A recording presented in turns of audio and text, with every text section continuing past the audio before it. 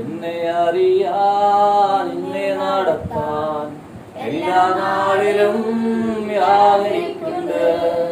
എന്നെ അറിയാൻ എന്നെ നടത്താൻ എല്ലാ നാളിലും യാതനിക്കുണ്ട്. ചൂടിൽ വാടാതെ വീണു പോകാതെ മേഘസ്തംഭമായി യാതനിക്കുണ്ട്. ചൂടിൽ വാടാതെ വീണു പോകാതെ മേഘസ്തംഭമായി യാതനിക്കുണ്ട്. കാലിടറാതെ കയ്യിൽ തട്ടാതെ താങ്ങിയെടുക്കും നാഥനല്ലോ നീ. കാലിടറാതെ കയ്യിൽ തട്ടാതെ താങ്ങിയെടുക്കും നാഥനല്ലോ നീ.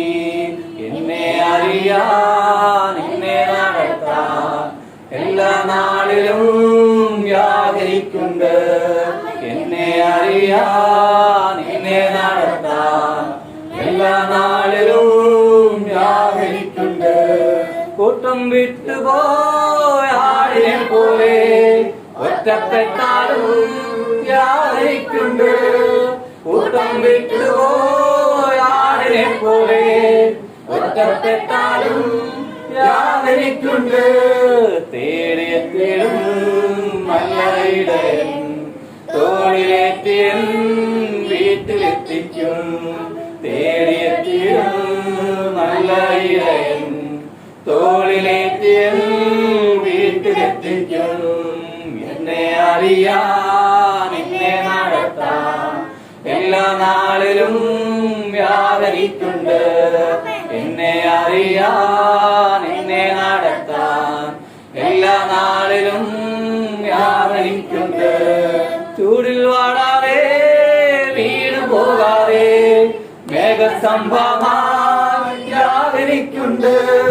ചൂടിൽ വാടാതെ വീണു പോകാതെ മേഘസ്തംഭമായി യാതനിക്കുണ്ട്. കാലിടറാതെ കയ്യിൽ തട്ടാതെ താങ്ങിയെടുക്കും നാഥനല്ലോ നീ. കാലിടറാതെ കയ്യിൽ തട്ടാതെ താങ്ങിയെടുക്കും നാഥനല്ലോ നീ. എന്നെ അറിയാൻ എന്നെ നടത്താൻ എല്ലാ നാളിലും യാതനിക്കുണ്ട്. എന്നെ അറിയാൻ എന്നെ നടത്താൻ എല്ലാ നാളിലും യാതനിക്കുണ്ട്. സാത്താൻ ബാധയിൽ പോരടിക്കുമ്പോൾ പരിചയായിടും യാതനിക്കുണ്ട്. സാത്താൻ ബാധയിൽ പോരടിക്കുമ്പോൾ പരിചയായിടും യാതനിക്കുണ്ട്. ആത്മശക്തിയാൽ എന്നെ നടത്തും ആത്മനാഥനെ കൂടെയുണ്ടല്ലോ. ആത്മശക്തിയാൽ എന്നെ നടത്തും ആത്മനാഥനെ കൂടെയുണ്ടല്ലോ. എന്നെ അറിയാൻ എന്നെ നടത്താൻ എല്ലാ നാളിലും യാതനിക്കുണ്ട്. എന്നെ അറിയാൻ എന്നെ നടത്താൻ എല്ലാ നാളിലും യാതനിക്കുണ്ട്. ചൂടിൽ വാടാതെ വീണു പോവാതെ മേഘസ്തംഭമായി യാതനിക്കുണ്ട്. ചൂടിൽ വാടാതെ വീണു പോകാതെ മേഘസ്തംഭമായി യാതനിക്കുണ്ട്. കാലിടറാതെ കയ്യിൽ തട്ടാതെ താങ്ങിയെടുക്കും നാഥനല്ലോ നീ. കാലിടറാതെ കയ്യിൽ തട്ടാതെ താങ്ങിയെടുക്കും നാഥനല്ലോ നീ. എന്നെ അറിയാൻ എന്നെ നടത്താൻ എല്ലാ നാളിലും യാതനിക്കുണ്ട്. എന്നെ അറിയാൻ എന്നെ നടത്താൻ എല്ലാ നാളിലും യാതനിക്കുണ്ട്. ചൂടിൽ വാടാതെ വീണു പോകാതെ മേഘസ്തംഭമായി യാതനിക്കുണ്ട്. ചൂടിൽ വാടാതെ വീണു പോകാതെ മേഘസ്തംഭമായി യാതനിക്കുണ്ട്. കാലിടറാതെ കയ്യിൽ തട്ടാതെ താങ്ങിയെടുക്കും നാഥനല്ലോ നീ. കാലിടറാതെ കയ്യിൽ തട്ടാതെ താങ്ങിയെടുക്കും നാഥനല്ലോ നീ. എന്നെ അറിയാൻ എന്നെ നടത്താൻ എല്ലാ നാളിലും പ്രാർത്ഥിക്കുന്നു. എന്നെ അറിയാൻ എന്നെ നടത്താൻ എല്ലാ നാളിലും പ്രാർത്ഥിക്കുന്നു. എന്നെ അറിയാൻ എന്നെ നടത്താൻ എല്ലാ നാളിലും പ്രാർത്ഥിക്കുന്നു. എന്നെ അറിയാൻ എന്നെ നടത്താൻ എല്ലാ നാളിലും പ്രാർത്ഥിക്കുന്നു. എന്നെ അറിയാൻ എന്നെ നടത്താൻ എല്ലാ നാളിലും പ്രാർത്ഥിക്കുന്നു.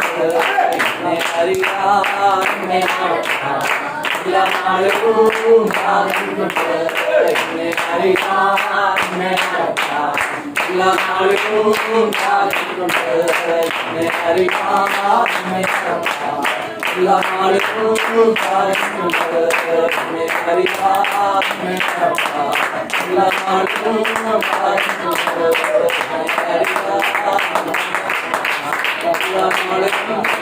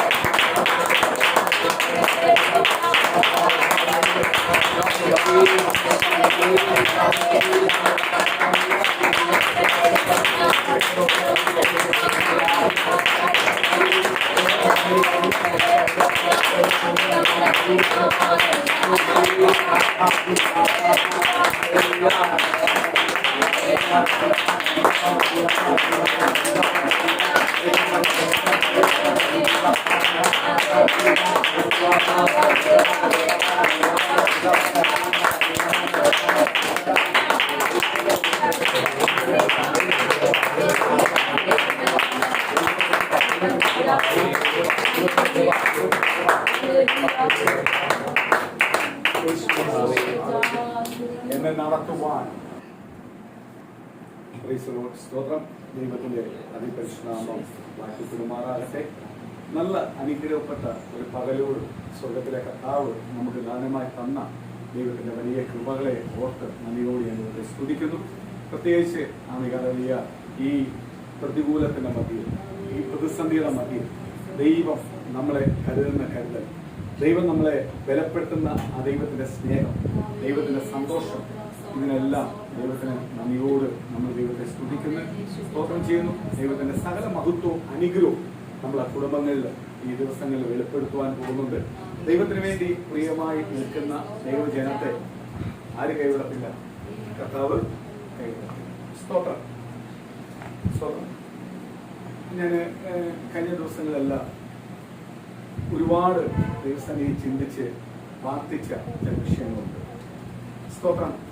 ഞാൻ പലപ്പോഴും ദൈവസന്നിധി പ്രാർത്ഥിക്കുമ്പോൾ ഞാൻ ദൈവത്തോട് സ്തോത്രം ചോദിക്കുമ്പോൾ എല്ലാം ദൈവത്തോട് ഞാൻ ചോദിക്കാറുണ്ട്, എന്തുകൊണ്ട് ചില വ്യക്തിയുടെ വിഷയങ്ങൾക്ക് പൂർണ്ണമായ മറുപടി ലഭിക്കുന്നില്ല? സ്തോത്രം. പുറമേ നോക്കുമ്പോൾ അവരുടെ ഉള്ളിനകത്ത് എന്തില്ല, ഒന്നിന് കുറവില്ല. ചിലർ ഓർക്കുന്ന അല്പമെല്ലാം കർത്താവ് ക്ഷമിക്കുന്നു. ഇല്ല പ്രിയ മക്കളെ, നമ്മൾ പൂർണ്ണമായി കർത്താവിൽ വന്നു കഴിഞ്ഞാൽ നമ്മളെ ജീവിതത്തിനകത്ത് ഒരു പാപം വരുത്തുവാൻ ആരാഗ്രഹിക്കുന്നില്ല? ദൈവം ആഗ്രഹിക്കുന്നില്ല. സ്തോത്രം. ഞാനൊരു ഉദാഹരണം പറഞ്ഞാല്, നമ്മള് സ്തോത്രം ഒരു ഫാനൊന്നും ഇല്ലാത്ത ഒരു വീട്ടിലാണ് നമ്മൾ കഴിയുന്നത്. ഇങ്ങനെ കുറേ നാള് നമ്മൾ ആഗ്രഹിച്ച് ദൈവമേ ഒരു ഫാൻ സ്വപ്നം എന്തോ ചൂട്, ഒരു ഫാൻ ലഭിച്ചായിരുന്നെങ്കിൽ നമുക്ക് കൊള്ളാമായിരുന്നു, ഇല്ലയോ? നമ്മൾ ആഗ്രഹിച്ചു, നമ്മൾ ദൈവസ്ഥാനം പ്രാർത്ഥിച്ചു, നമുക്കൊരു ഫാൻ ദൈവം നൽകി. ഈ ഫാന്റെ കാര്യമെല്ലാം പറയുമ്പോൾ പ്രിയ മക്കളെ, ഞാൻ ഈ ഫാന്റെ കാര്യം പറയുവാൻ കാരണം സ്തോത്ര സുവിശേഷ വേലയ്ക്ക് ഇറങ്ങുന്ന സമയത്ത് ഞാൻ കൊതിച്ചിട്ടുള്ള സാധനമല്ല. എന്ന് പറഞ്ഞാൽ ഞാൻ ജനിച്ചു വളർന്നപ്പോൾ മുതൽ കാണാൻ തുടങ്ങിയ സാധനമാണ് ഫാൻ, അനുഭവിക്കാൻ തുടങ്ങിയതാണ്. പക്ഷെ കർത്താവിന്റെ വേലയ്ക്ക് ഇറങ്ങിയപ്പോൾ ഇതൊന്നുമില്ലാത്ത ഒരവസ്ഥ എനിക്കുണ്ടായിരുന്നു. സ്തോത്രം. എന്ന് പറഞ്ഞാൽ എല്ലാം വിട്ട്, വീടും നാടും എല്ലാം വിട്ട് ഈ ദേശത്തൊന്ന് പോയി കർത്താവിന്റെ വേലയായി പോയി കിടക്കുന്ന സ്ഥലത്ത് ഒരു ബൾബ് അല്ലാതെ മറ്റൊന്നും അവിടെ ഇല്ല, ആ റൂമിനകത്തില്ല. ഒന്നാതെ പൊട്ടിപ്പറഞ്ഞിരിക്കുന്ന റൂം, എപ്പം വേണമെങ്കിലും അതെന്ത് നിലത്ത് വന്ന് വീഴും. ആ രീതിയിൽ ഒരു കാറ്റോ നല്ല മഴയോ വീഴാൻ ആ ബിൽഡിംഗ് വീഴും. അതുകൊണ്ട് ആ ബിൽഡിംഗ് വാടകയ്ക്ക് കൊടുക്കുന്നത് അവിടെ കുറെ ആക്രി സാധനങ്ങൾ കൊണ്ടിടാൻ വേണ്ടി കൊടുത്ത റൂമാണ്. ആ റൂമാണ് ഞാൻ താമസിച്ചത്. കുറേ നാള് സുവിശേഷ വേലയ്ക്ക് വന്നപ്പോൾ താമസം. ഒരുപാട് പട്ടിണിയുടെ അനുഭവം അവിടെ നിന്ന് എനിക്ക് അനുഭവിക്കാൻ പറ്റിയിട്ടുണ്ട്. പക്ഷെ പട്ടിണിയുടെ അനുഭവം എല്ലാം അനുഭവിക്കുമ്പോഴും എനിക്ക് വലിയൊരു പ്രത്യാശ ഉണ്ടായിരുന്നു. കാര്യം എന്തുവാ, പട്ടിണി എന്നെ ഫീൽ ചെയ്തിട്ടില്ല, പട്ടിണി ഒരിക്കലും എന്നെ തോൽപ്പിച്ചിട്ടില്ല. ഞാൻ പട്ടിണിയെ തോൽപ്പിച്ചുള്ളൂ. കാര്യം എന്നെ വിളിച്ച ദൈവം അപ്പോഴെന്നോട് ഇടപെട്ടുകൊണ്ടിരിക്കുവായിരുന്നു. എപ്പോഴും എന്റെ ജീവിതത്തിൽ എന്നോട് ആരാ ഇടപെടുന്നത്? കർത്താവാണ്. ഞാൻ സംസാരിക്കുന്നത് ആ റൂമിലേക്ക് ഒരാൾ വരത്തില്ല, ധൈര്യമായിട്ട് വരത്തില്ല. ആ റൂം എപ്പോ ഇടിഞ്ഞു വീഴുമെന്ന് അറിയാം. അതുകൊണ്ട് എന്റെ അടുത്ത് മിക്കവാറും വാതിക്കെല്ലാം വന്ന് സംസാരിക്കുന്നത് അവർ മറ്റുള്ളവർ വന്ന് എന്നോട് സംസാരിക്കുന്നതിനൊക്കെ കൂടുതലായിട്ട് എന്നോട് സംസാരിക്കുന്നതെല്ലാം ആരാണ്? എന്റെ കർത്താവായ യേശുവാണ്. അത് ഞാൻ അനുഭവിച്ച വ്യക്തിയാണ്. അതുകൊണ്ടാണ് ഈ പ്രതികൂലവും പ്രതിസന്ധി എല്ലാം വരുമ്പോൾ ചിലവർ പറയാറുണ്ട്, ഇത്രയല്ല ഇങ്ങനെല്ലാം പിന്നെ പ്രസംഗിക്കുന്ന എന്താന്ന് ചോദിച്ചാൽ, പ്രസംഗിക്കുന്ന കാര്യവും ജീവിക്കുന്നതിന്റെ കാര്യവും വിട്ടുകൊടുക്കാത്തതിന്റെ കാര്യവും ചെറിയ കാര്യം പോലും എനിക്ക് വലുതായിട്ട് ഞാൻ കാണിക്കുന്നതിന്റെ കാര്യമല്ല എന്തുവാ, ആ അനുഭവത്തിൽ നിന്ന് ഞാൻ വന്നതുകൊണ്ട്. സ്തോത്രം. ഒരു ഫാൻ ആഗ്രഹിച്ചിരിക്കുമ്പോൾ സ്തോത്രം, കർത്താവ് നമുക്കൊരു ഫാൻ തരുമോ? ഫാൻ തരുമോ? നമ്മളെ വീട്ടിൽ കൊണ്ടുവന്ന് ഫാൻ ഇട്ടു. സ്തോത്രം. എനിക്ക് തോന്നുന്നു ആദ്യം എല്ലാം ഫാൻ ഇട്ട വീട്ടുകാരോട്, ഇപ്പൊ ഫാൻ എന്താന്ന് പറഞ്ഞാൽ ഒരു വിഷയമേ അല്ല, AC പോലും ഒരു വിഷയമല്ലാത്ത കാലമാണ്. സ്തോത്രം. ആദ്യം ഫാൻ കിട്ടിയ വീട്ടുകാരോട് ചോദിച്ചാൽ മതി അവരുടെ ഫാൻ എവിടെ ആദ്യം ഇട്ടത് എന്ന് പറഞ്ഞാൽ ആ ഫ്രണ്ട് കാലിലായിട്ട്, ബെഡ്റൂമിലൊന്നും ഇട്ടേക്കുന്ന ഫ്രണ്ട് കാലിനകത്ത് ഇട്ടേക്കുന്ന ഫാൻ. സ്തോത്രം. ഈ ഫാൻ കൊണ്ടുവച്ചിട്ട് ഈ ഫാൻ നമ്മൾ എന്നും വന്നിട്ട് ഈ ഫാന്റെ ഷോ കാണാൻ വേണ്ടി വരുമോ? ആ ഫാൻ കൊള്ളാം, ഇങ്ങനെ ഇരിക്കും. ഇങ്ങനെ ഇരുന്നാൽ ഈ ഫാനിൽ നിന്ന് കിട്ടേണ്ട ചില സുഖം നമ്മുടെ ജീവിതത്തിൽ അത് കിട്ടുമോ? ഫാൻ എന്ത് ചെയ്യണം? ഓണാക്കണമെങ്കിൽ എന്ത് വേണം? അവിടെ കറണ്ട് വേണം. സ്തോത്രം. കറണ്ട് ഇല്ലാത്ത വീട്ടിൽ ഒരു ഫാൻ കൊണ്ടിട്ട് എങ്ങനെ ഇരിക്കും? വന്നിട്ട് നോക്കാം. ഇപ്പോഴത്തെ 4 ലീഫുള്ള ഫാൻ കൊള്ളാം, ലൈറ്റും റിമോട്ട് അല്ല ഉള്ള ഫാൻ. ഇതെല്ലാം മേടിച്ചു കൊണ്ടിട്ടാലും എന്ത് വേണം? കറണ്ട് വേണം. കറണ്ട് ഉണ്ടെങ്കിലും ഈ സ്വിച്ച് ഓൺ ആക്കണമെങ്കിൽ ഓടണം, ഇല്ലയോ? ഇന്ന് പലരുടെ ആത്മീയം ആലപിക്കും. ആരുണ്ട്? യേശു. ആരുണ്ട് എന്റെ വീട്ടിൽ? എന്റെ വീട്ടിൽ യേശു. എന്റെ വീട്ടിൽ കയ്യടിയുണ്ട്, പ്രാർത്ഥനയുണ്ട്, ഞാൻ ബൈബിൾ വായിക്കുന്നുണ്ട്, അനേക പുസ്തകങ്ങൾ റെഫർ ചെയ്യുന്നുണ്ട്, ഇതെല്ലാം ചെയ്യുന്നുണ്ട്. സ്തോത്രം. കറണ്ടും ഉണ്ട് എന്റെ വീട്ടിൽ. കറണ്ടാണ് ആര്? കറണ്ട് ആരാ? പരിശുദ്ധാത്മാവ്. പരിശുദ്ധാത്മാവുണ്ട്. പരിശുദ്ധാത്മാവ് ഉള്ളിടത്ത് ആരുള്ളത്? യേശു. അല്ലയോ? യേശു ഉണ്ടാവണമെങ്കിൽ എന്ത് വേണം? പരിശുദ്ധാത്മാവ്. പരിശുദ്ധാത്മാവ് ഉള്ളിടത്ത് യേശുവിനെ നമ്മളിലേക്ക് ചേർത്ത് വെച്ചിരിക്കുന്ന ആരാ? പിതാവ് പുത്രൻ പരിശുദ്ധാത്മാവിനെ നമ്മളിലേക്ക്, പിതാവ് പുത്രനെ നമ്മളിലേക്ക് ചേർത്ത് വെച്ചിരിക്കുന്ന പരിശുദ്ധാത്മാവാ. പരിശുദ്ധാത്മാവ് നമ്മളെ പൂർത്തീകരിച്ചു വെച്ചിരിക്കുന്നത്. നമ്മളെ വീണ്ടെടുത്തത് ആരാണ്? പരിശുദ്ധാത്മാവാണ്. യേശു വീണ്ടെടുത്തത് കൊണ്ട് നമുക്ക് പരിശുദ്ധാത്മാവ് ലഭിച്ചേ. പക്ഷെ കർത്താവ് പറയുക, ഞാൻ പോകുന്നു, നിങ്ങൾക്ക് ഞാൻ എന്ത് തന്നിട്ട് പോകുന്നുണ്ട്? ഒരു ആശ്വാസ പ്രാവനെ തന്നിട്ട് പോകുന്നു. അതാണ് എന്തുവാ? പരിശുദ്ധാത്മാവ്. നമ്മളെ വീട്ടിൽ പരിശുദ്ധാത്മാവുണ്ട്, യേശുവുണ്ട്, ബൈബിളുണ്ട്. സ്തോത്രം. ഇതെല്ലാം നമ്മുടെ വീട്ടിലുണ്ട്. ഇതെല്ലാം നമ്മുടെ വീട്ടിലുണ്ട്. നമ്മൾ വചനം വായിക്കുന്നുണ്ട് പക്ഷേ, ഞാൻ വചനം കേൾക്കുന്നുണ്ട് പക്ഷേ, ഞാൻ ആരാധിക്കുന്നുണ്ട് പക്ഷേ, കുടുംബ പ്രാർത്ഥനയുണ്ട് പക്ഷേ, ഞങ്ങൾ കുടുംബമായി ഇരിക്കുന്നത് ദൈവസന്നിധിയിൽ, ഞങ്ങൾക്ക് വിദ്യാഭ്യാസമുണ്ട് പക്ഷേ, ഇതെല്ലാം ഉണ്ട്. എന്തു അവിടെ പിന്നെ വേണ്ടേ? എന്തു വേണ്ടേ? ശുദ്ധീകരണം കറക്റ്റ് ആണെന്ന ഒരു മറുപടി ഉണ്ട്. ഇനിയും ഉണ്ട്, അതിനകത്തൊരു മറുപടി ഉണ്ടാവണം. ശുദ്ധീകരണം വരണമെങ്കിൽ ഒരു സാധനോട് വേണം.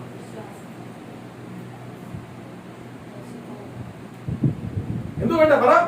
നിങ്ങളെല്ലാം ഇത്രയും നാളും ആരാധിച്ച് പ്രാർത്ഥിക്കുന്ന വ്യക്തികളല്ലേ? ശുദ്ധീകരണം വേണം. ശുദ്ധീകരണം ഉള്ളിടത്ത് മാത്രമേ ദൈവത്തിന് എന്ത് ചെയ്യാൻ പറ്റത്തുള്ളൂ, പ്രവർത്തിക്കുവാൻ കഴിയത്തുള്ളൂ. സമ്മതിക്കുന്നു. പക്ഷെ ശുദ്ധീകരണം വരണമെങ്കിലും നമുക്കൊരു കാര്യങ്ങളും വേണം.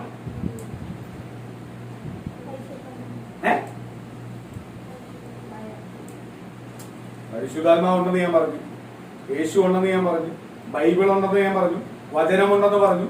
ഇതെല്ലാം ഉണ്ട്. കറണ്ട് ഉണ്ട്, സ്വിച്ച് ഉണ്ട്, ഫാൻ ഉണ്ട്.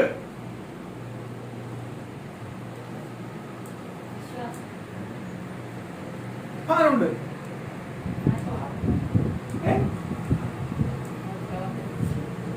പ്രാർത്ഥന ഉണ്ടെന്ന് ഞാൻ പറഞ്ഞു, ആരാധന ഉണ്ടെന്ന് പറഞ്ഞു. പക്ഷെ എന്തില്ല?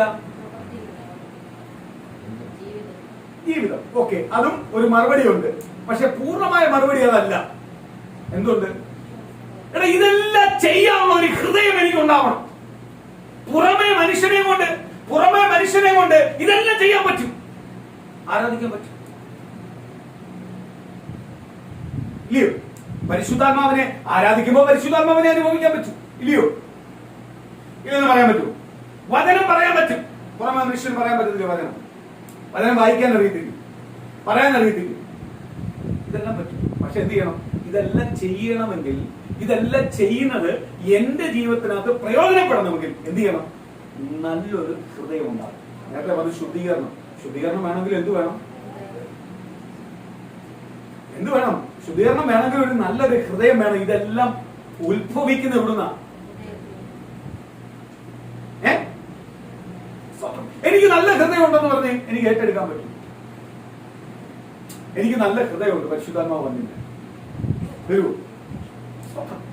നല്ല ഹൃദയത്തിനകത്തുനിന്ന് പുറപ്പെടുന്നതാണ് നല്ല പ്രവൃത്തി. ഹൃദയമില്ലെങ്കിൽ പോയി. ഇപ്പൊ ഇതെല്ലാം ഉണ്ട്, സ്വിച്ച് വർക്ക് ചെയ്യുന്നില്ല, പോയില്ല. ഇതുണ്ട്, സ്വിച്ച് ഇടാൻ ഒരാൾ വരണ്ടേ? സ്വിച്ച് വീട്ടിലുണ്ട്, ഫാനുണ്ട്, കറണ്ടുണ്ട്, എല്ലാം ഉണ്ട്. പക്ഷെ സ്വിച്ച് ഓണാക്കാൻ ഒരാൾ ചിന്തിക്കണ്ടേ? അതേപോലെ നമുക്കെല്ലാം ഉണ്ട്. പക്ഷെ എന്തില്ല? സ്തോത്രം. ദൈവവുമായി ബന്ധപ്പെടുത്തുന്ന, ദൈവത്തിന് വസിക്കുവാൻ കഴിയുന്ന, അല്ലെങ്കിൽ ദൈവത്തിന് ഇഷ്ടപ്പെടുന്ന ഒരു ഹൃദയം നമുക്കില്ല. ഇല്ലയോ? ഒരു ഹൃദയമില്ല. ഞാനൊരു കാര്യം പറയാം. ഒരു ചെറിയ കാര്യം പോലും ദൈവസന്നിധിയിൽ എന്ത് ചെയ്യല്ലേ? നിസ്സാരമായിട്ട് കാണും. അതിന്റെ ഏറ്റവും വലിയ ഉദാഹരണമാണ് ബൈബിൾ തുറന്നു കഴിഞ്ഞാൽ, അല്ലെങ്കിൽ ബൈബിൾ തുറന്ന് ആദ്യം തൊട്ട് അവസാനം വരെ ഏറ്റവും കൂടുതൽ സ്തോത്രം വില കൊടുക്കുന്ന, ഏറ്റവും കൂടുതൽ സ്നേഹിക്കപ്പെട്ട ഒരു വ്യക്തിയായിരുന്നു ആര്? അബ്രഹാം പിതാവ്. നമ്മളെല്ലാം ആരുടെ മക്കൾ എന്നാ പറയുന്നത്? അബ്രഹാം പിതാവിന്റെ മക്കൾ എന്ന് പറഞ്ഞാൽ, ചിലവർ പറഞ്ഞു സ്തോത്രം, ഞങ്ങൾക്ക് നിന്റെ ഒന്നും ആവശ്യമില്ല. യേശുവിനെ നോക്കിയിട്ടാ പറഞ്ഞേ, തമ്പുരാനെ നോക്കിയിട്ട് പറഞ്ഞു, നിങ്ങളെ ഒന്നും ആവശ്യം ഞങ്ങൾക്കില്ല. അപ്പോസ്തലന്മാരെ നോക്കി, നിങ്ങളെ ഒന്നും ആവശ്യമില്ല. ഞങ്ങൾ ആരാണ്? അബ്രഹാമിന്റെ മക്കളാണ്. യോഹന്നാൻ സ്ഥാപകന്റെ അടുത്തേക്ക് അനേകം പേർ സ്നാനപ്പെടാൻ വരുമ്പോൾ പറയുന്നുണ്ട്, ഇതൊന്നും ഞങ്ങൾക്ക് വേണ്ട, ഞങ്ങൾ ആരാണ്? അബ്രഹാമിന്റെ മക്കളാണ്. കർത്താവ് യോഹന്നാൻ പറഞ്ഞു, ആദ്യം നീ എല്ലാം ഉടയാതെ, പണിയപ്പെടാതെ ഒരിക്കലും നിങ്ങൾ ആരെയാവത്തില്ല? അബ്രഹാമിന്റെ മക്കളാവത്തില്ല. അതുകൊണ്ടാണ് പറഞ്ഞേ, അബ്രഹാമിന്റെ മക്കളെ ഈ കല്ലിൽ നിന്ന് ആർക്ക് ഉളവാക്കാൻ പറ്റും? ദൈവത്തിന് ഉളവാക്കുവാൻ പറ്റും. അങ്ങനെ പറഞ്ഞൊരു പോയിന്റ് ഉണ്ട്, വലിയൊരു പോയിന്റ്. സ്നാനപ്പെടുത്തുന്ന മുമ്പേ യോഹന്നാൻ സ്ഥാപകൻ സ്വന്തം അന്നത്തെ മഹാപുരോഹിതന്മാരോടും ശാസ്ത്രിമാരോടും പണ്ഡിതന്മാരോടും പടയാളികളോടും അവിടെ നിന്ന് ലോകത്ത് നിന്ന സകല ജനത്തോടും പറഞ്ഞ ഒറ്റ വാക്കിതാണ് എന്തുവാ? സ്തോത്രം. അബ്രഹാമിന്റെ മക്കളെ എന്ത് ചെയ്യാൻ പറ്റും? ഈ കല്ലിൽ നിന്ന് ഉളവാക്കുവാൻ ആർക്ക് കഴിയും? ദൈവത്തിന് കഴിയും. ഒരിക്കലും നിങ്ങൾ അബ്രഹാമിന്റെ മക്കൾ എന്ന് പറഞ്ഞ അഹങ്കരിക്കല്ലേ. അബ്രഹാമിന്റെ മക്കളെ എന്ത് ചെയ്യാൻ പറ്റും? ദൈവത്തിന് ഈ കല്ലിൽ നിന്ന് ഉളവാക്കാൻ പറ്റും. ആ കല്ലിൽ നിന്ന് ഉളവാക്കിയ മക്കളുണ്ട്. ആരാ?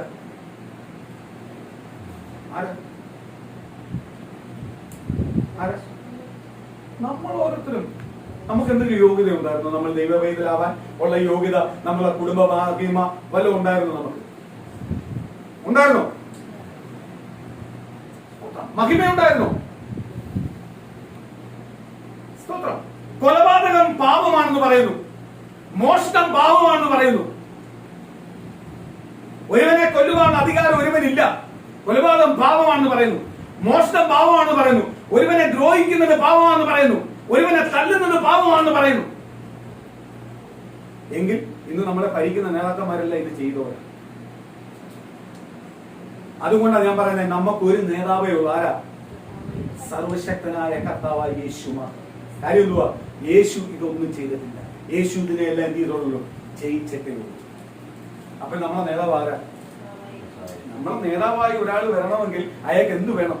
ഒരു ക്വാളിറ്റി വേണം. പാപം എന്ന് പറയുന്ന സകല പാപങ്ങളും ചെയ്യുന്നവൻ നമ്മളെ നേതാവായി കഴിഞ്ഞാൽ നേതാവ് നമുക്ക് അംഗീകരിക്കാൻ പറ്റുമോ? പറ്റൂ? നമ്മളെ അതുകൊണ്ട് കർത്താവ് പറഞ്ഞ, ആരെയും നായകൻ എന്ന് പറയല്ലേ, ആരെയും ഗുരു എന്ന് പറയല്ലേ, ആരെയും യജമാൻ എന്ന് പറയല്ലേ, ആരെയും അപ്പൻ എന്ന് വിളിക്കരുത്. എല്ലാം ആരെയും വിളിക്കാവൂ? കർത്താവ് യേശുവിനെ മാത്രമേ വിളിക്കാവൂ. പപ്പ മമ്മി നല്ല വിളിക്കുന്നത് നല്ലത്. സ്തോത്രം. ചാച്ചൻ നല്ല വിളിക്കുന്നത് നല്ലത്. കാര്യം എന്തുവാ? അപ്പന്ന് വിളിക്കുവാൻ ഒരാൾക്ക് മാത്രമേ യോഗ്യതയുള്ളൂ. ആർക്കാ? കർത്താവായ യേശുവിനെ. യേശുവിനെ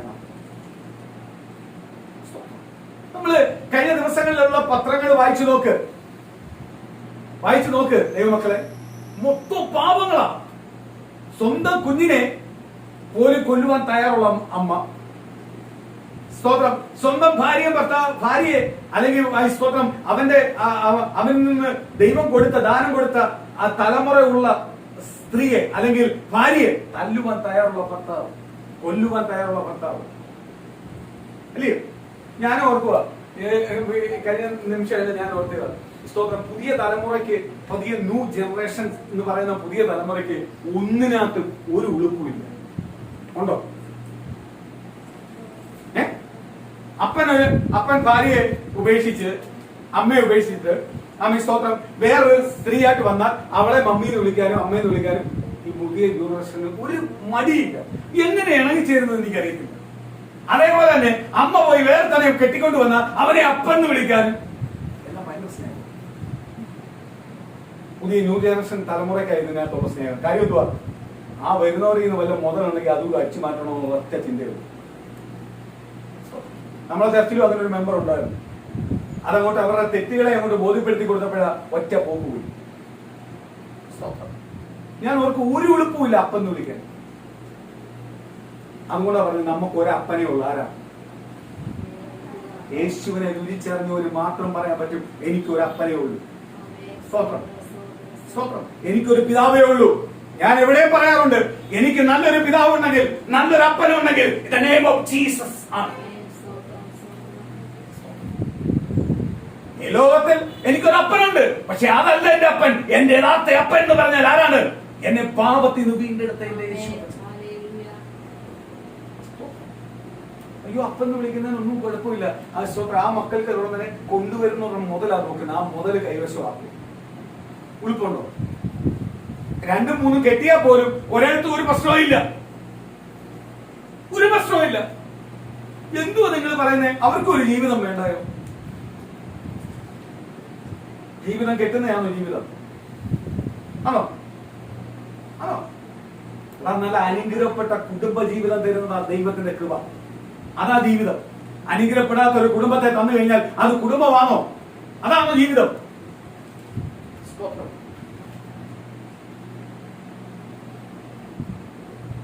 ദൈവമക്കളെ, നമ്മളെ ഏറ്റവും വലിയതായി കർത്താവ് പ്രാധാന്യം കൊടുത്ത, ദൈവത്തിന്റെ വചനത്തിൽ പ്രാധാന്യം കൊടുത്ത വ്യക്തിയാണ് ആര്? അബ്രഹാം പിതാവ്.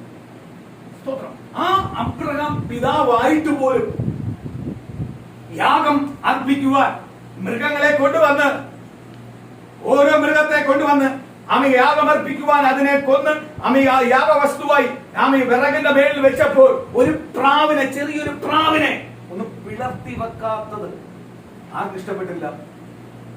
യഹോവയെ ദൈവത്തിന് ഇഷ്ടപ്പെട്ടില്ല.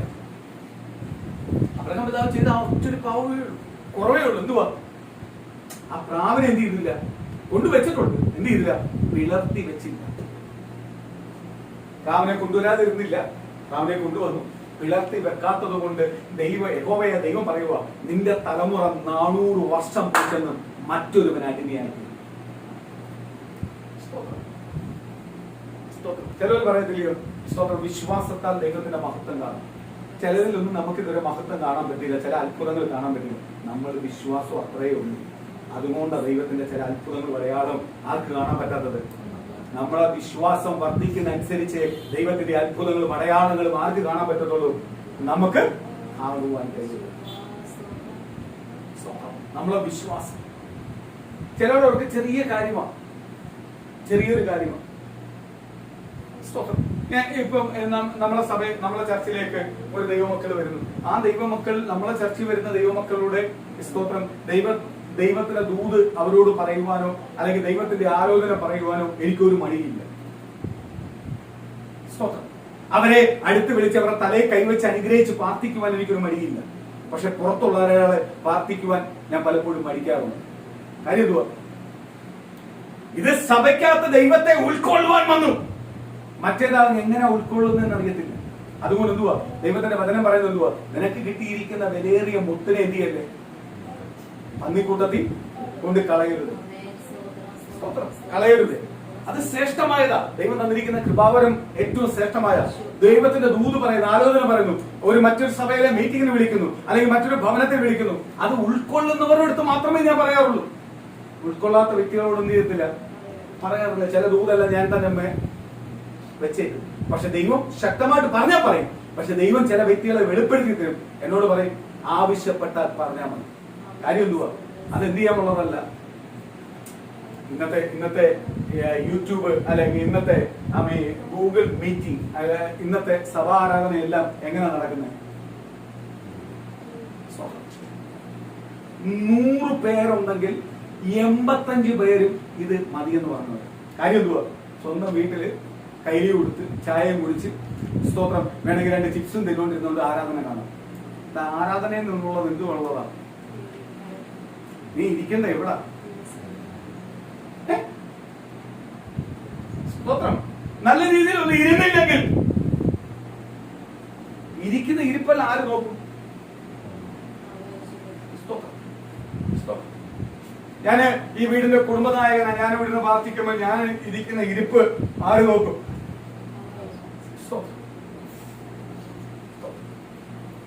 ഞാൻ ഇരിപ്പില് ഇച്ചിരി ഒന്ന് മാറിയിരുന്ന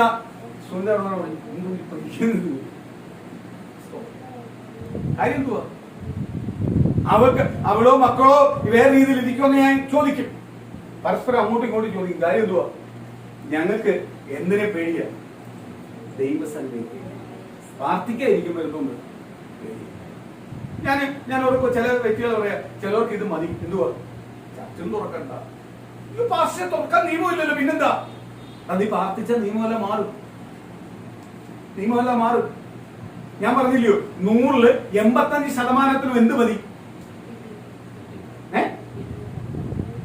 സ്ക്രീനിലുള്ള പരിപാടികൾ മതി. 15% മാത്രമേ ഉള്ളൂ എവിടെ വരണമെന്ന്? ആ ലേത്തിൽ പോയി ദൈവത്തെ ആരാധിക്കണം. എനിക്ക് തോന്നുന്നു അതുകൊണ്ടായിരിക്കും നിയമം വന്ന് 15 പേരെ മാത്രമേ സഭയിൽ കയറ്റാവൂ. സ്തോത്രം. ഇല്ലയോ?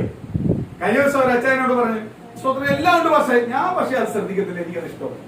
എനിക്കത് പുള്ളി എനിക്ക് ഭയങ്കര ഇഷ്ടപ്പെട്ടു. കാര്യം എന്തുവാ? പുള്ളി അങ്ങനത്തെ ഉള്ള ആരാധന അല്ല ആഗ്രഹിക്കുന്നത്. പുള്ളി ആഗ്രഹിക്കുന്ന ദൈവജനം കരഞ്ഞുണ്ടാക്കിയ ദൈവസഭയ്ക്കകത്ത് പോയി ഒന്നിച്ചിരുന്ന് ആരാധിക്കുന്ന പുള്ളി ഇഷ്ടപ്പെട്ടു. പുള്ളി അത് വെയിറ്റ് ചെയ്യുന്നതിന് ദൈവം വലിയൊരു മഹത്വം കൊടുക്കും, ഒരു അനുഗ്രഹം കൊടുക്കും. ഒരു ദിവസം ദൈവം എന്ത് ചെയ്യും? വലിയൊരു അത്ഭുതം പുള്ളികളെ ചെയ്യും. ചിലവരുടെ അടുത്ത് ഇപ്പൊ ഒരു കാര്യം പറയുക, ഇങ്ങനെ ചെയ്യ് എന്ന് പറഞ്ഞാൽ ചെയ്യാൻ ബുദ്ധിമുട്ടാണ്. നിങ്ങൾ നിൽക്കുന്നത് എവിടാ? നിങ്ങൾ നിൽക്കുന്നത് എവിടാ? അതുകൊണ്ടാ മോശയോട് പറഞ്ഞേ, നീ ഇന്നലെ മിനിഞ്ഞാന്നെല്ലാം നടന്നുപോയ സ്ഥലമാണ്. ശരിയാ, സമ്മതിക്കുന്നു. പക്ഷെ ഇപ്പോ ദൈവത്തിന്റെ ആത്മാവോട് ഇറങ്ങിയ സ്ഥലമാണ്. അവിടെ എന്തുവാ? വിശുദ്ധിയ.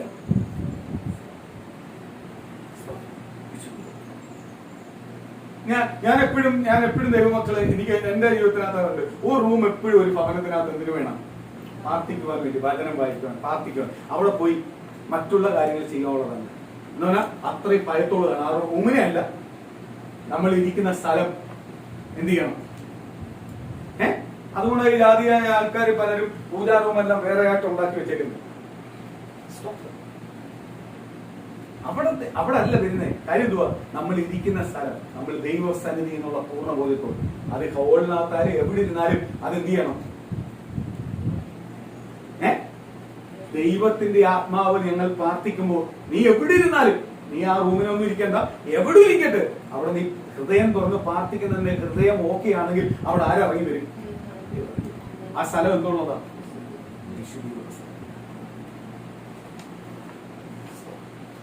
എനിക്ക് അനുഭവത്തിനകത്ത് അറിയാം. പെരുമ്പാവൂർ ഒരു ദൈവവാസം വന്നു, ഒരു അമേരിക്കൻ ഒരു ദൈവവാസം വന്ന് പ്രാർത്ഥിച്ചിട്ട് പോയി. സ്തോത്രം. പ്രാർത്ഥിച്ച് മീറ്റിംഗ് നടത്തിയിട്ടുള്ളൂ. ഒരു കുടുംബത്തിന് ആ മീറ്റിംഗിന്റെ അടുത്ത് പോലും ചെല്ലാൻ പറ്റിയില്ല. എന്താ പറയുക, അവരാവതും നോക്കി ആ ദൈവവാസനെ ഒന്ന് പ്രാർത്ഥിക്കുവാനോ ആ ദൈവവാസന്റെ കരമൊന്ന് സ്തോത്രം പുള്ളി അവരുടെ തലയിലൊന്ന് തൊടുവാനെല്ലാം പുള്ളി ഒരുപാട് ആഗ്രഹിച്ചു. പക്ഷെ ആ കുടുംബത്തിന് എന്ത് പറ്റിയില്ല, കഴിഞ്ഞില്ല. അവർക്കൊരു രോഗമുണ്ടായിരുന്നു. ആ രോഗത്തിന് വേണ്ടി പ്രാർത്ഥിക്കാൻ അവർ നോക്കിയത്. അവർക്ക് എന്ത് ചെയ്തിട്ടില്ല, ആ ജനക്കൂട്ടം മുതൽ അവർക്കത് സാധിച്ചില്ല. ദേവദാസന്റെ മീറ്റിംഗ് കഴിഞ്ഞ് പോയി. സ്തോത്രം. പരിപാടിയെല്ലാം കഴിഞ്ഞു. പിറ്റേന്ന് രാവിലെ അവർ ആ സ്റ്റേജിനകത്ത് പോയി പ്രാർത്ഥിച്ചു. കർത്താവേ, ഇന്നലെ ഇവിടെ നടന്ന അത്ഭുത പ്രവൃത്തികൾ, അത് കർത്താവിന്റെ എന്ന് ഞങ്ങൾ വിശ്വസിക്കുന്നു. പക്ഷെ ഞങ്ങൾക്ക് ഇവിടെ വരുവാൻ കഴിഞ്ഞില്ല. പക്ഷെ ഇവിടെ ഇന്നലെ ഇറങ്ങിയതുപോലെ ഇന്നും കർത്താവ് ഇവിടെ ഇറങ്ങിയിട്ടുണ്ടെന്ന് ഞങ്ങൾ വിശ്വസിക്കുന്നു. പ്രാർത്ഥിച്ചു. ചില നിമിഷങ്ങൾ കഴിഞ്ഞ് അവർ ഭവനത്തിനകത്ത് ചെന്നപ്പോഴേ അവരുടെ അടുത്ത ചെക്കപ്പിനകത്ത് ഒരു രോഗം. കാര്യം എന്തുവാ? അവർ ആ സ്ഥലത്തെ പ്രാധാന്യം കൊടുത്തു. ദൈവത്തിന്റെ ആത്മാവ് ഇറങ്ങിയ സ്ഥലം എന്ന് പറയുന്ന നാളെ അവിടെ 4 മതിലടിച്ചിട്ട് അതൊരു ദൈവത്തിന്റെ സന്നിധിയാന്ന് പറഞ്ഞ് വഞ്ചി വെച്ചുള്ള പരിപാടിയല്ല ചെയ്തത്. പക്ഷെ ദൈവത്തിന്റെ ആത്മാവ് ഇറങ്ങി. അവർക്ക് അന്ന് പ്രാർത്ഥിക്കാൻ അവർക്ക് പറ്റിയില്ല. സ്തോത്രം. അതുപോലെ ദൈവമക്കള് സ്തോത്രം തലേ കൈ വെക്കുന്നതും എല്ലാം അനുഗ്രഹപ്പെട്ടതാണ്. അനുഗ്രഹം ഉള്ളവനെ തലേ കൈയും വെക്കാവും. സ്തോത്രം. അതെല്ലാം അനുഗ്രഹം, ബ്ലെസ്സിംഗ്. സ്തോത്രം. ഞാനാണെങ്കിൽ മാക്സിമം ദൈവത്തിന്റെ ആത്മാവ് എന്റെ സഭയ്ക്കകത്തുള്ള ദൈവമക്കളോട് ഞാൻ ചെയ്യും. പക്ഷെ വെളിയിലുള്ള ദൈവമക്കൾ എന്നോട് ആവശ്യപ്പെട്ടെങ്കിൽ മാത്രമേ ഞാൻ അങ്ങനെയല്ല ചെയ്യാറുള്ളൂ, പ്രാർത്ഥിക്കാറുള്ളൂ. കാര്യം എന്തുവാ? അവരതിന് എത്ര വില കൊടുക്കുന്നത് എനിക്കറിയില്ല. പക്ഷെ എന്റെ ദൈവസഭയ്ക്കകത്തുള്ള ദൈവമക്കൾ അതിന് ഭയങ്കര വില കൊടുക്കുന്നുണ്ട്. അതുകൊണ്ട് അത് ചെയ്യും. അത് മാറ്റി നിർത്തിയതല്ല എനിക്ക് അടി കിട്ടിയുള്ളൂ. നിസ്സാരമെന്ന് പറയുന്ന ചില കാര്യമായിരിക്കും എന്റെ അനുഗ്രഹത്തിന്റെ ഏറ്റവും വലിയ തടസ്സം. 21 ദിവസം നീ ഉപവാസം ഇരിക്കുക, ആഹാരങ്ങളെ വെടിഞ്ഞു പൂർണ്ണമായി ഉപവാസം ഇരിക്കുക. 18ാം ദിവസത്തിൽ നീ അറിയാതെ കുറച്ച് അരി അവിടെ ഇരിക്കുന്ന വായിലിട്ടൊന്ന് ചതച്ചു. ഓരോ നിന്റെ ഉപവാസം 18 ദിവസം ഇരുന്ന ഒരു പ്രയോജനവും ഇല്ല. അപ്പോഴാ നീ അറിഞ്ഞു ഉപവാസമായിരുന്നു. ഒന്നേന്ന് പറഞ്ഞ് പിന്നെ നീ തുറന്നാല് ആ ഉപവാസത്തിന് എന്തുണ്ടാവത്തുള്ളൂ? അർത്ഥം ഉണ്ടാവത്തുള്ളൂ. ഉപവാസം നീ ആരുമായിട്ടാണ് എടുത്തേ? ദൈവം എന്നോട് പറഞ്ഞു 21 ദിവസം ഇരിക്കാൻ. നീ തീരുമാനം എടുത്തതാ. എന്റെ 21 ദിവസം ആർക്ക് കൊടുക്കുവാന്ന്?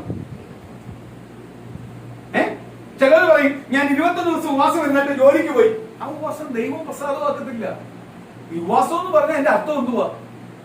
ദൈവവുമായിട്ട് വേർവിട്ടിരിക്കുന്നത് ഉപവാസം എന്ന് പറഞ്ഞാൽ 21 ദിവസം നിനക്ക് എന്തേ ഉണ്ടാവാവൂ?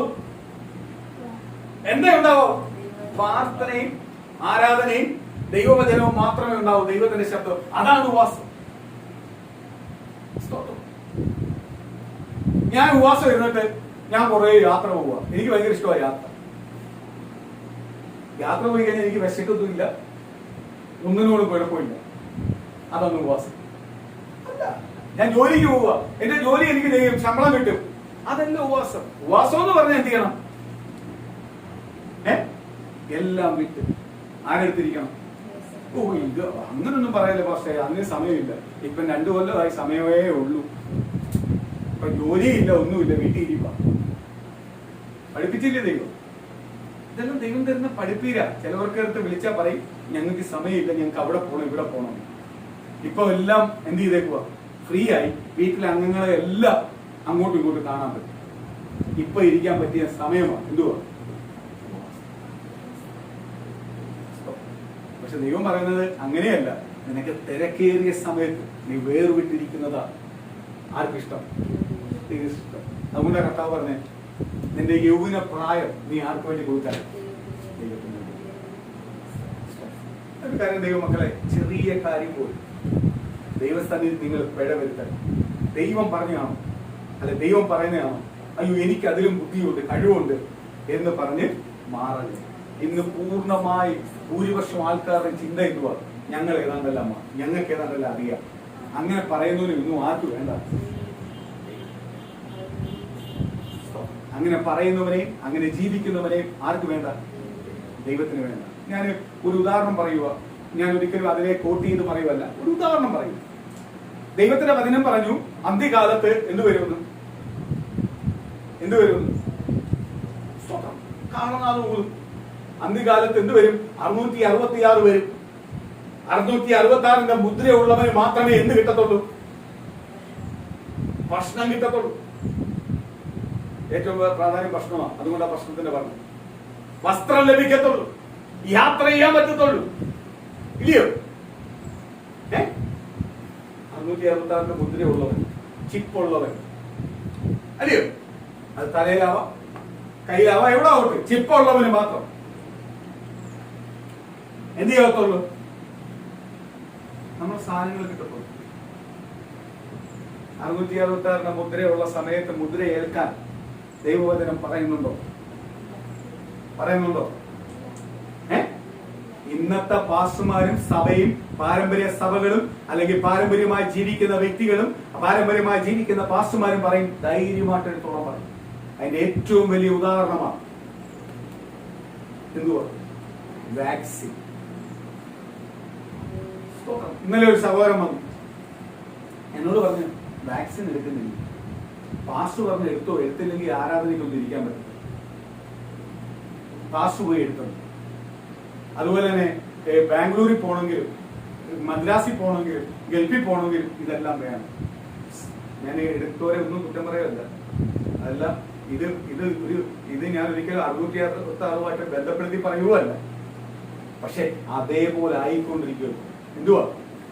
ഞാൻ എന്നോട് ചോദിച്ചപ്പോ ഞാൻ പറഞ്ഞ അവസാനം വരെ ഞാൻ പൊരുതിയിരിക്കുന്നു. അവസാനം വരെ പൊരുതിയിരിക്കും. നിവർത്തി കെട്ടാൽ മാത്രമേ എന്തുവാ എനിക്ക് ചർച്ച ഓപ്പൺ ചെയ്യാൻ പറ്റത്തില്ലെന്ന് പറഞ്ഞാലേ എനിക്ക് എടുക്കാൻ പോകും. അല്ലാതെ എനിക്ക് ഇന്നത് തരാൻ പറ്റത്തില്ല, നിങ്ങളെ മദ്രാസിൽ വിടത്തില്ല, ബാംഗ്ലൂരിൽ വിടത്തില്ല, ഗൾഫിൽ വിടത്തില്ല എന്ന് പറഞ്ഞാൽ ഞാൻ എടുക്കത്തില്ല. കാര്യം എന്തുവാ? എനിക്ക് അവിടെ നിന്ന് പോകണ്ട. എനിക്ക് അതിൽ കൂടുതൽ ആരോട്ട് ഇരുന്നാൽ മതി. ദൈവം പക്ഷേ ആകാരം തന്നില്ലെന്ന് പറഞ്ഞാലും ഞാൻ എടുക്കത്തില്ല. പക്ഷേ ചർച്ചിന്റെ വിഷയം വരുമ്പോൾ മാത്രമേ ഞാൻ എടുക്കൂ. കാര്യം എന്തുവാ? എനിക്ക് ആരാധന. പക്ഷേ ഞാൻ പറയാം, എങ്കിൽ പോലും ഞാൻ പറയുക, അതിനകത്ത് യേശു വന്നില്ലെങ്കിൽ പോയില്ലേ, ചർച്ചിന്റെ കാര്യം പറഞ്ഞിട്ട് കാര്യമുണ്ട്. ഇതേപോലെ 666 നാളെ പള്ളി തുറക്കണമെങ്കിൽ 666 വേണം. അതിന്റെ ഒരു സാമ്പിൾ വെടിക്കെട്ടായിട്ട് കണക്കൂട്ടിയാൽ മതി. ഇത് പ്രിയ ദൈവമക്കളെ, വാക്സിൻ എടുത്തിട്ട് രോഗം വരുന്നില്ല. എന്നിട്ട് അവർ പറയുക ഇതിനെ ചേർക്കാനുള്ള എന്താ വാക്സിൻ എടുത്തിട്ട് ചേർത്ത് ജയിച്ചിരിക്കും. ഇന്ന് വാക്സിൻ എടുത്ത് കുറച്ച് പേരുണ്ട് ഇപ്പൊ ഗൾഫിൽ പോകാൻ വേണ്ടി. അവർ നിവൃത്തികളും കൊണ്ട് പോയി എടുക്കുന്നതല്ല, താല്പര്യം കൊണ്ടല്ല. എന്തിനാണ്? എന്റെ ജോലി കിട്ടാൻ വേണ്ടി, അല്ലെങ്കിൽ എനിക്ക് ജോലിക്ക് പോകേണ്ടതിന് ഞാൻ പോകുന്നത്. സ്വന്തം. പക്ഷെ ഭൂരിപക്ഷം പേരെടുത്ത് എന്തിനു വേണ്ടിയാ? രോഗം വരാതിരിക്കുവാൻ വേണ്ടി. അല്ലാതെ അവരെടുക്കത്തില്ലായിരുന്നു. ഇന്നലെ എന്നോട് സഹോദരൻ വന്ന് പറഞ്ഞു, ഞാനും എടുക്കത്തില്ല, ഞാനും അവസാനം വരെ പോരാടും.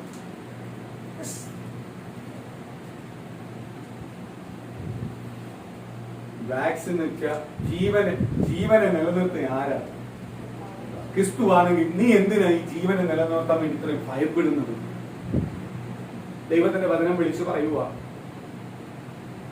സ്തോത്രം.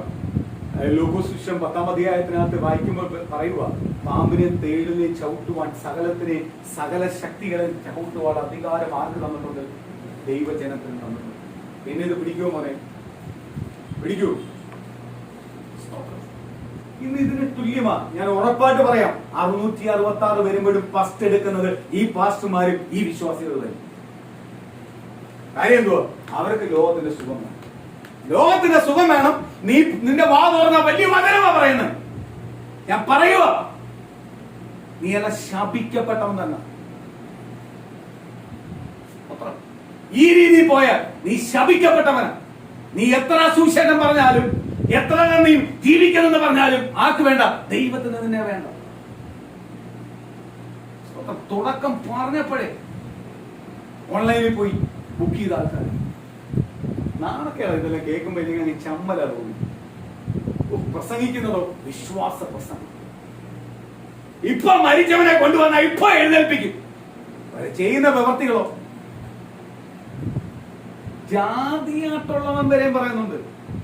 ഞാൻ പലപ്പോഴും ജാതിയോട്ടുള്ളവൻ വരെ പറയുന്നുണ്ട്, ലോകമായിട്ട് ജീവിക്കുന്നവൻ പറയുന്നുണ്ട് ഇത് പ്രശ്നം ഉണ്ടാക്കും, ഇത് നമുക്ക് അവസാനം വരെയും പോരാടണം. ഞാൻ വാക്സിൻ എടുക്കുന്നവനെ കുറ്റം പറയുന്നില്ല, അതെല്ലാം നിങ്ങൾ ഇഷ്ടം, നിങ്ങൾ എടുക്കും. 666 എടുക്കുന്നവനെ ഞാൻ കുറ്റം പറയുന്നില്ല, അതെല്ലാം നിങ്ങൾ ഇഷ്ടം, നിങ്ങൾ എടുക്കും. സ്വത്രം. യേശുവിനെ വേണമെന്നുള്ളവൻ, അല്ലെങ്കിൽ യേശുവിന് വില കൊടുക്കുന്നവൻ, യേശുവിനെ എല്ലാം കഴിയുമെന്ന് വിശ്വസിക്കുന്നവൻ, ഈ ലോകത്തിൽ എന്ത് സംഭവിക്കണമെങ്കിലും എന്തിനും അധികാരമുള്ളത് യേശുവാണെന്നുള്ളവൻ, അല്ലെങ്കിൽ ഉൽപ്പത്തി പുസ്തകത്തിനകത്ത് ആദ്യത്തെ 1-ാം അധ്യായത്തിനകത്ത് 1-ാം വാക്യം മുതൽ പറയുന്നത് പോലെ ഇതെല്ലാം ഉണ്ടാക്കിയത് ദൈവമെന്ന് നീ വിശ്വസിക്കുന്നുവെങ്കിൽ നീ ഇതിന്റെ ഒന്നും പിന്നാലെ പോത്തില്ല. നീ ആർക്കേ വില കൊടുക്കത്തുള്ളൂ? ദൈവത്തിനെ വില കൊടുക്കും. ചിലവർക്കെല്ലാം ഇത് നിസ്സാരമായിട്ടാണ് കാണുന്നത്. സഭ, പ്രാർത്ഥന, ആരാധന എല്ലാം ഒരു തരം തമാശയായിട്ടാണ് കാണുന്നത്. സഭയോട് ദൈവം പഠിപ്പിച്ചുകൊണ്ടിരിക്കുക.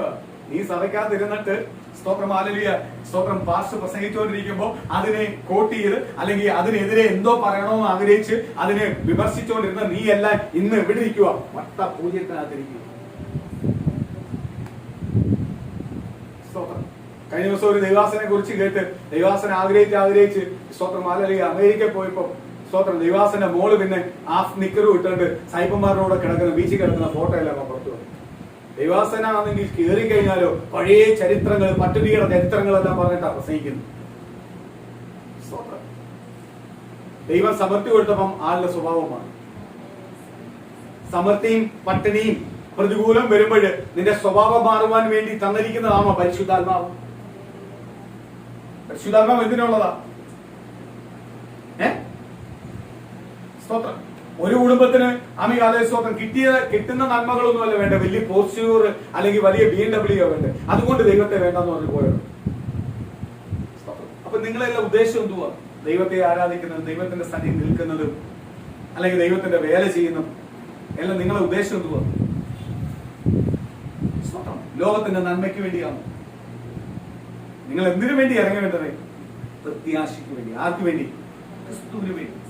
നിങ്ങളോട് ദൈവം ചെയ്ത ഉപകാരങ്ങൾ അല്ലെങ്കിൽ നിങ്ങളെ വിളിച്ചു വേർതിരിച്ചത് നിങ്ങൾ മറന്നുപോയോ? എന്നിട്ടാണോ നിങ്ങൾ ഇപ്പൊ ഈ ലോകത്തിന്റെ പിന്നാലെ പോകുന്നത്? മറന്നുപോയോ? നിങ്ങൾ ഒരു നിമിഷം കൊണ്ട് മറന്നുപോയോ ദൈവം ചെയ്ത ഉപകാരങ്ങൾ?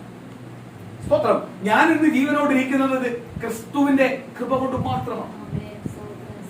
കൃപ കൊണ്ട് മാത്രം. ഇന്നലെ ശാരീരികമായുള്ള ഭയങ്കര വേദനകളും പ്രയാസങ്ങളുമായിരുന്നു കഴിഞ്ഞ ഒരാഴ്ച കൊണ്ട്. ഇന്നലെ ഞാൻ ചുമ്മാ പോയി ബ്ലഡ് നോക്കിയപ്പോ എന്തുവാ? ഷുഗർ ഫാസ്റ്റിംഗിൽ 271. പക്ഷെ ഞാൻ ഇത്രയെല്ലാം ഷുഗർ വന്നിട്ട് ഞാൻ നിൽക്കുന്നതിന്റെ കൃപ ആരുടെ കൃപയാണ്? ഒരു മെഡിസിൻ, ഒരു മരുന്നോ ഒന്നുമില്ലാതെ ഞാൻ നിൽക്കുന്നതിന്റെ കാര്യം കർത്താവിന്റെ കൃപ കൊണ്ട്. കർത്താവിന്റെ കൃപ കൊണ്ട്. അപ്പൊ യേശു ഉണ്ടെങ്കിൽ എന്റെ ജീവിതത്തിനകത്ത് എന്ത് ചെയ്യും? എല്ലാ വിഷയത്തിനകത്ത് എന്തുണ്ടാവും? മറുപടി ഉണ്ടാവും. നമ്മള് മരണത്തിന് പോയി നിൽക്കാറുണ്ട്. നേരത്തെ പോയവർ ഭാഗ്യവാന്മാർ. ആ വചനമെല്ലാം കേൾക്കുമ്പോൾ നമ്മളൊന്ന് സ്തോത്രം പറഞ്ഞ് നമ്മളും വേണം 2 വാക്കെല്ലാം പറയാറുണ്ട്. പക്ഷെ നമ്മളെ ജീവിതത്തിലോട്ട് വല്ല വന്നു കഴിഞ്ഞാൽ നമ്മളെ സ്വഭാവം ഇല്ലേ? ഞാൻ പറയാം, നേരത്തെ പോയവരെ ഭാഗ്യവാന്മാർ. അവർക്ക് കൂടുതലൊന്നും കാണണ്ട, കൂടുതലൊന്നും അനുഭവിക്കണ്ട. കിടക്കുന്നവർ കൂടുതൽ കാണണം, കൂടുതൽ അനുഭവിക്കണം. ദൈവത്തിന് വേണ്ടി വില കൊടുത്താൽ മാത്രമേ എവിടെ വരത്തുള്ളൂ? ദൈവസ്ഥാനി വരത്തുള്ളൂ. വിളിക്കുന്ന അനേകർ. അതിനകത്ത് എന്തുണ്ട്? തെരഞ്ഞെടുപ്പുണ്ട്. ഇന്ന് പ്രിയ ദൈവമക്കളെ, എത്ര വിശ്വാസികൾ, എത്ര ദൈവജനം, എത്ര ശുശ്രൂഷകന്മാർക്ക് പറയാൻ പറ്റും എന്റെ വിളിയിൽ ഞാൻ ഉണ്ടായിരുന്നു, അതുകൊണ്ടാണ് ഞാൻ ഇപ്പൊ ദൈവസഭയിൽ ഇരിക്കുന്നത്. പക്ഷെ തെരഞ്ഞെടുപ്പിൽ എന്റെ പേരുണ്ടോ? തെരഞ്ഞെടുപ്പിൽ എന്റെ പേരുണ്ടോ? തെരഞ്ഞെടുപ്പിൽ എന്റെ പേരുണ്ടോ? എത്ര പേര് ദൈവത്തോട് ചോദിക്കുന്നുണ്ട്, കർത്താവെ ഞാൻ തെരഞ്ഞെടുപ്പിലുണ്ടോ? വിളി ഞാനുണ്ട്, അതുകൊണ്ടാണ് ദൈവസ്ഥാനി വന്നത്, കർത്താവിനെ അറിഞ്ഞത്. പക്ഷെ ഇന്ന് ഞാൻ ദൈവത്തോട് ചോദിക്കുക, ഞാൻ തെരഞ്ഞെടുപ്പില് ഉണ്ടോ? ലോകത്തിന്റെ നന്മയ്ക്ക് വില കൊടുക്കാതെ സ്വർഗത്തിന്റെ നന്മയ്ക്ക് വില കൊടുക്കുക. ഞാൻ എപ്പോഴും നിങ്ങളോട് പറയാറുണ്ട്, സ്വർഗം വെളിപ്പെടുവാൻ വേണ്ടി ഒന്ന് പാർത്തിര്, അപ്പോഴേ നിങ്ങൾക്ക് അറിയത്തുള്ളൂ നിങ്ങൾ ആരാണ്, ഞാനും എന്റെ കുടുംബം ആരാണ്, ഞങ്ങൾ എന്താണ്. സ്വർഗം വെളിപ്പെട്ടാൽ നിങ്ങൾക്ക് മനസ്സിലാവും അതിന്റെ അവകാശികള ആര്, നമ്മൾ ഓരോരുത്തരും. സ്വർഗം വെളിപ്പെടാത്തതുകൊണ്ടും ഭൂമിയിലുള്ള നന്മകൾ മാത്രം ആഗ്രഹിക്കുന്നതുകൊണ്ടാ പലപ്പോഴും നമുക്ക് എന്ത് ചെയ്യാൻ പറ്റുന്നത്, നമ്മൾ പാപം ചെയ്തു പോകുന്നത്, കുറവുകളിൽ വീണു പോകുന്നത്, തെറ്റിൽ വീണു പോകുന്നത്. സ്വർഗം വെളിപ്പെട്ട ഒരിക്കലും നമ്മൾ പറയത്തില്ല, ഭൂമിയിലുള്ളതിനെയല്ല നമ്മൾ എന്ത് ചെയ്യും, ചപ്പ് ചവറുമായി കാണും. അത് കണ്ട വ്യക്തികളാണ് അബ്രഹാം പിതാവ് മുതൽ ദൈവത്തിന്റെ വചനത്തിൽ കേൾക്കുന്ന ഓരോ പിതാക്കന്മാരും അപ്പോസ്തലന്മാരും. അതുകൊണ്ടാ അവർ മറ്റൊന്നിനും എന്ത് ചെയ്തില്ല, വില കൊടുത്തില്ല. അതുകൊണ്ടാ പത്രോസ് എഴുന്നേറ്റ് പറഞ്ഞേ, മറ്റൊന്നിലും രക്ഷയില്ല, രക്ഷിക്കപ്പെടുവാൻ ഭൂമിക്ക് മീതിലും ആകാശത്തിന് കീഴിലും ഒരു നാമം മാത്രമേ ഉള്ളൂ, അത് നസ്രനായ യേശു നാമം. കാര്യം എന്തുവാ, യേശുവിനെ അവർ വിളിച്ചറിഞ്ഞപ്പോൾ അവർക്ക് എന്ത് വെളിപ്പെട്ടു, സ്വർഗം വെളിപ്പെട്ടു. ഒരു വചനം ഒന്ന് വായിക്കാം, പെട്ടെന്നൊന്ന് വായിക്കാം. രണ്ട് ഭാഗത്തിലേക്കൊന്ന് പോകണമെന്ന് ചിന്തിച്ചതാ. സ്തോത്രം. ഒരു വചനം വായിക്കാം. 1 രാജാക്കന്മാരിലേക്ക് ഒന്ന് വരാം. 1 രാജാക്കന്മാർ 1-ാം അധ്യായത്തിന്റെ 1 രാജാക്കന്മാർ 19-ാം അധ്യായ 19-ാം അധ്യായത്തിന്റെ 1-ാം വാക്യം മുതൽ ഒന്ന് വായിക്കാം.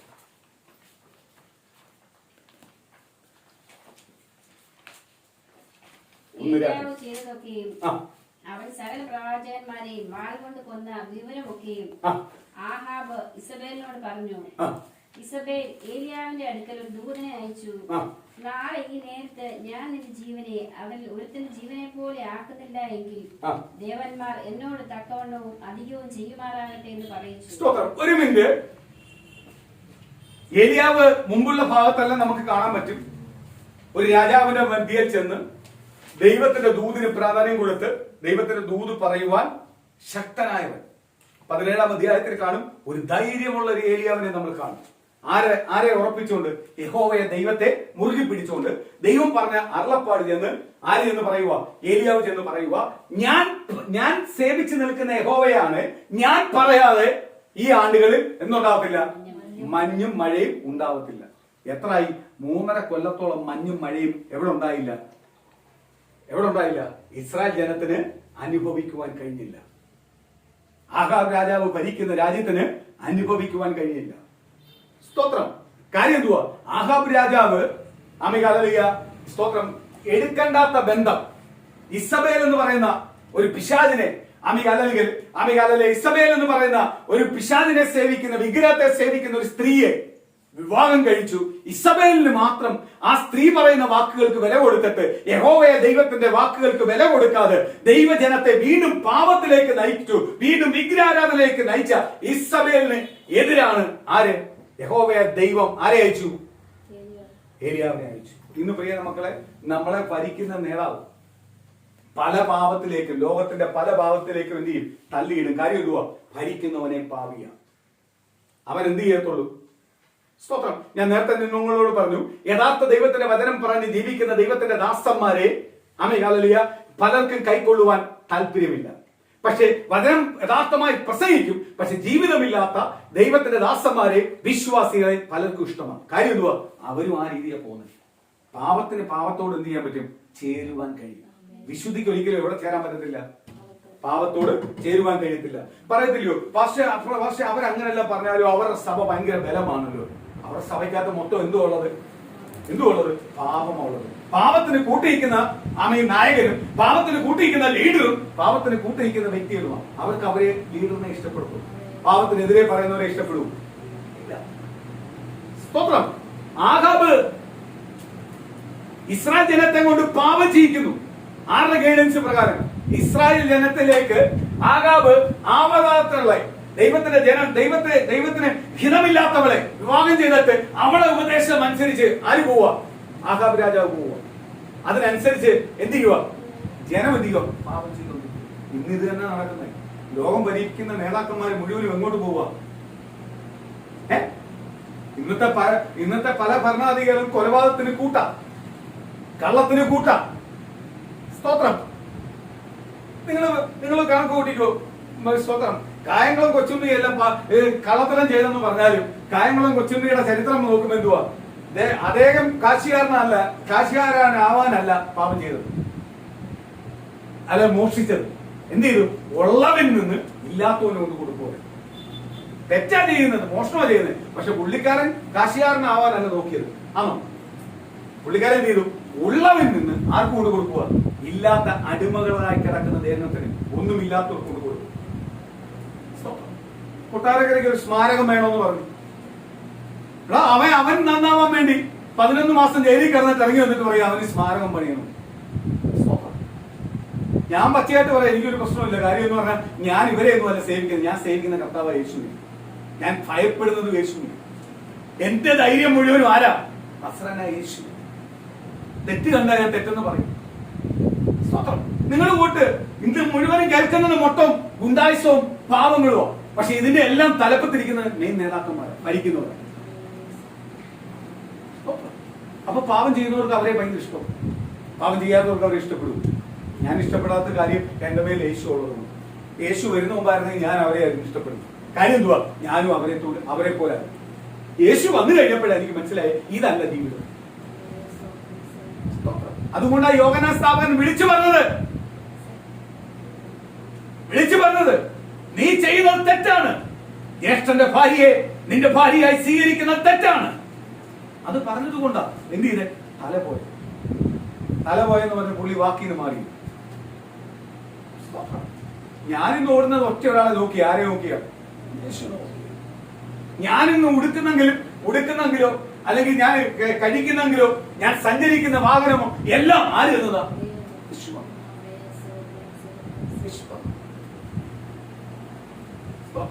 ഞാൻ അപ്പോഴും ആർക്കാ മുഖ്യ സ്ഥാനം കൊടുക്കത്തുള്ളൂ? ഇവരോ അല്ലാന്ന് എനിക്ക് വിളിച്ചു തന്നു, ഇവരാണ് എന്നെ പോറ്റുന്നത്. ഇവരെ കൊണ്ട് എനിക്ക് ഒരു നന്മ ഉണ്ടായിട്ടില്ല. എനിക്ക് ദ്രോഹമല്ലാതെ, പ്രയാസമല്ലാതെ, കഷ്ടമല്ലാതെ ഒന്നും ഉണ്ടായിട്ടില്ല. എനിക്ക് തന്നതെല്ലാം ആരാ? എന്റെ യേശുവ. അപ്പൊ ഞാൻ ആരെ നോക്കിയാൽ മതി? ഞാൻ ഭൂമിയിൽ വസിക്കുന്നത് കൊണ്ട് അവരെ ചിലതിനെ കീഴ്പ്പെടുന്നത് മാത്രം. ഞാൻ ഭൂമിയിൽ വസിക്കുന്നതുകൊണ്ട് അവരെ കീഴ്പ്പെടുന്നു. പക്ഷെ ഭൂമിയെ ഉണ്ടാക്കിയവനെ ഞാൻ ഭയപ്പെടുന്നത്. ഭൂമിയെ ഉണ്ടാക്കിയതും ഭൂമിയിൽ സകലതും മാറ്റം വരുത്തിയതും അല്ലെങ്കിൽ ഭൂമിക്ക് സകല അധികാരമുള്ളത് ആർക്കാണ്? കർത്താവായ യേശുവിനെ. ആ യേശുവിനെ ആര് ഭയപ്പെടുന്നത്? ഞാൻ ഭയപ്പെടുന്നു. യേശു ഒരിക്കലും ഒരു നാളും എന്ത് ചെയ്യുന്നില്ല, മാഞ്ഞു പോകുന്നില്ല. പക്ഷെ ഇവരെല്ലാം എന്ത് ചെയ്യും? ഒരു സമയം വരെ ഉള്ളൂ. സമയം കഴിയുമ്പോൾ ഈ ലോകത്തുനിന്ന് മാഞ്ഞു പോകും. ഞാൻ മാഞ്ഞു പോകാത്തവനെ ഭയപ്പെടുന്നു. ഞാൻ മാഞ്ഞു പോകാത്തവനെ സേവിക്കുന്നു. ഏലിയാവിന്റെ ചരിത്രം നോക്കിക്കോ. ഏലിയാവ് തന്റെ ഇടത്തോട് വന്ന് പറഞ്ഞ്, തന്റെ ഇടത്തോട് നിന്ന് മഴ പെയ്യിച്ച അല്ലെങ്കിൽ ഇസബേലിന്റെ സകല പ്രവാചകന്മാരെ കൊല്ലിച്ച അതിശക്തനായ ദൈവത്തിന് വേണ്ടി നിൽക്കുന്ന ദൈവത്തിന്റെ ദാസനെ നോക്കി ഇസബേൽ വെല്ലുവിളിക്കൂ. എന്തു പറയുക? നാളെ ഈ സമയത്ത് നീ ഉണ്ടാവത്തില്ല. സ്തോത്രം. ഇത് ഈ ഏലിയാവ് ഈ ഭാഗങ്ങൾ വായിക്കുമ്പോൾ ഒരു കാര്യം പറയാം. ദൈവമക്കളായ പലപ്പോഴും നമ്മളെ ഉള്ളതിനകത്ത് വരുന്നില്ല. നമ്മൾ ഭയങ്കര കാര്യമെല്ലാം പറയും. ചില വിഷയങ്ങൾ വരുമ്പോൾ നമ്മൾ ആരുമായിട്ട് ബന്ധമില്ല, യേശുവായിട്ട് ഒരു ബന്ധമില്ലാത്ത സ്വഭാവമാണ്. ഒരു സ്വഭാവം യേശുവായിട്ട് ഒരു സ്വഭാവം ഇല്ലാത്ത, യേശുവായിട്ട് നമ്മൾ ഒരു ബന്ധമില്ലാത്ത രീതിയിലുള്ള സ്വഭാവമാണ് ആര് കാണിക്കുന്നത്? നമ്മൾ ഓരോരുത്തരും കാണിക്കുന്നത്. അതിന് ഏറ്റവും വലിയ ഉദാഹരണമാണ് ആര്? ഏലിയാവിന്റെ ചില ജീവിത ശൈലികൾ അല്ലെങ്കിൽ ചില ദിവസങ്ങൾ ഏലിയാവ് ചിന്തിച്ച് തീരുമാനിച്ച് ചെയ്ത ചില കാര്യങ്ങൾ. മരിച്ച വിധവയുടെ മകനെ വരെ ഉയർപ്പിച്ച ആള്. സ്തോത്രം. 3.5 കൊല്ല കാലഘട്ടം ഒരു രാജ്യവും ദേശവും എല്ലാം പട്ടിണി കിടക്കുമ്പോൾ, പ്രതികൂലം അനുഭവിക്കുമ്പോൾ, പ്രയാസം അനുഭവിക്കുമ്പോൾ, കഷ്ടം അനുഭവിക്കുമ്പോൾ ഇന്ന് നമ്മൾ പറയത്തില്ലേ, ഈ മാസ്ക് എന്ന് മാറ്റാൻ പറ്റും, ഈ മാസ്ക് ഒന്ന് മാറി കിട്ടിയായിരുന്നെങ്കിൽ കൊള്ളായിരുന്നു, ഈ മാസ്ക് ഒന്ന് മാറി കിട്ടിയായിരുന്നെങ്കിൽ കൊള്ളാം. ഞാൻ ദൈവത്തോട് പറഞ്ഞു, എനിക്കിത് വെച്ചുകൊണ്ട് പോകാൻ പറ്റുന്നില്ല, എനിക്ക് എങ്ങനെങ്കിലും ഇതിനകത്തുനിന്ന് പുറത്തു വരണമെന്നാണ് ഞാൻ ആഗ്രഹിക്കുന്നത്. ഇങ്ങനെ അന്ന് ഈ 3.5 കൊല്ലം അവർ ഇതുവാ പറഞ്ഞേ, ഇതിന് വല്ല അവസാനം ഉണ്ടാവുമോ? ഇങ്ങനെ പറഞ്ഞുകൊണ്ടിരിക്കുമ്പോഴാണ് ദൈവം ഒറ്റ നിമിഷം കൊണ്ട് ഏലിയാവിനെ തിരിച്ചയച്ചിട്ട് അവിടെ തന്നെ എന്ത് ചെയ്യുക? മഹാ അത്ഭുതം വരുത്തി. ദൈവജനം ദൈവത്തെ യഥാർത്ഥമായി ദൈവത്തിലേക്ക് എന്ത് ചെയ്തു? ദൈവജനത്തെ ആര് കൊണ്ടുവന്നു? ഏലിയാവ്. ചെയ്യാത്ത അത്ഭുതം, നടക്കാത്ത അത്ഭുതം. സ്തോത്രം. ദൈവം ചെയ്തപ്പോഴേ ദൈവജനം എന്ത് ചെയ്തു? മാറി. അപ്പോഴേ ഏലിയാവ് എന്തോ ചെയ്തേ? ആദ്യം ചെയ്ത എന്തുവാ? ഇടിഞ്ഞു കിടന്ന് യാഗപീഠം പണിതു, അതിനകത്ത് യാഗവസ്തുവിനെ വെച്ചു. ദൈവത്തോട് അരുളി ചെയ്തു. ദൈവം എന്ത് ചെയ്തു? യാഗത്തെ പ്രസാദമാക്കി. അവിടെ എന്തുണ്ടായി? മഴ പെയ്തു. ഒരു നമ്മളെ ഉള്ളിൽ കിടക്കുന്ന ഒരു ഹൃദയത്തെ ആദ്യം എന്ത് ചെയ്യണം? ഉടക്കണം. നമുക്ക് എന്തൊക്കെയെല്ലാം അറിയാം.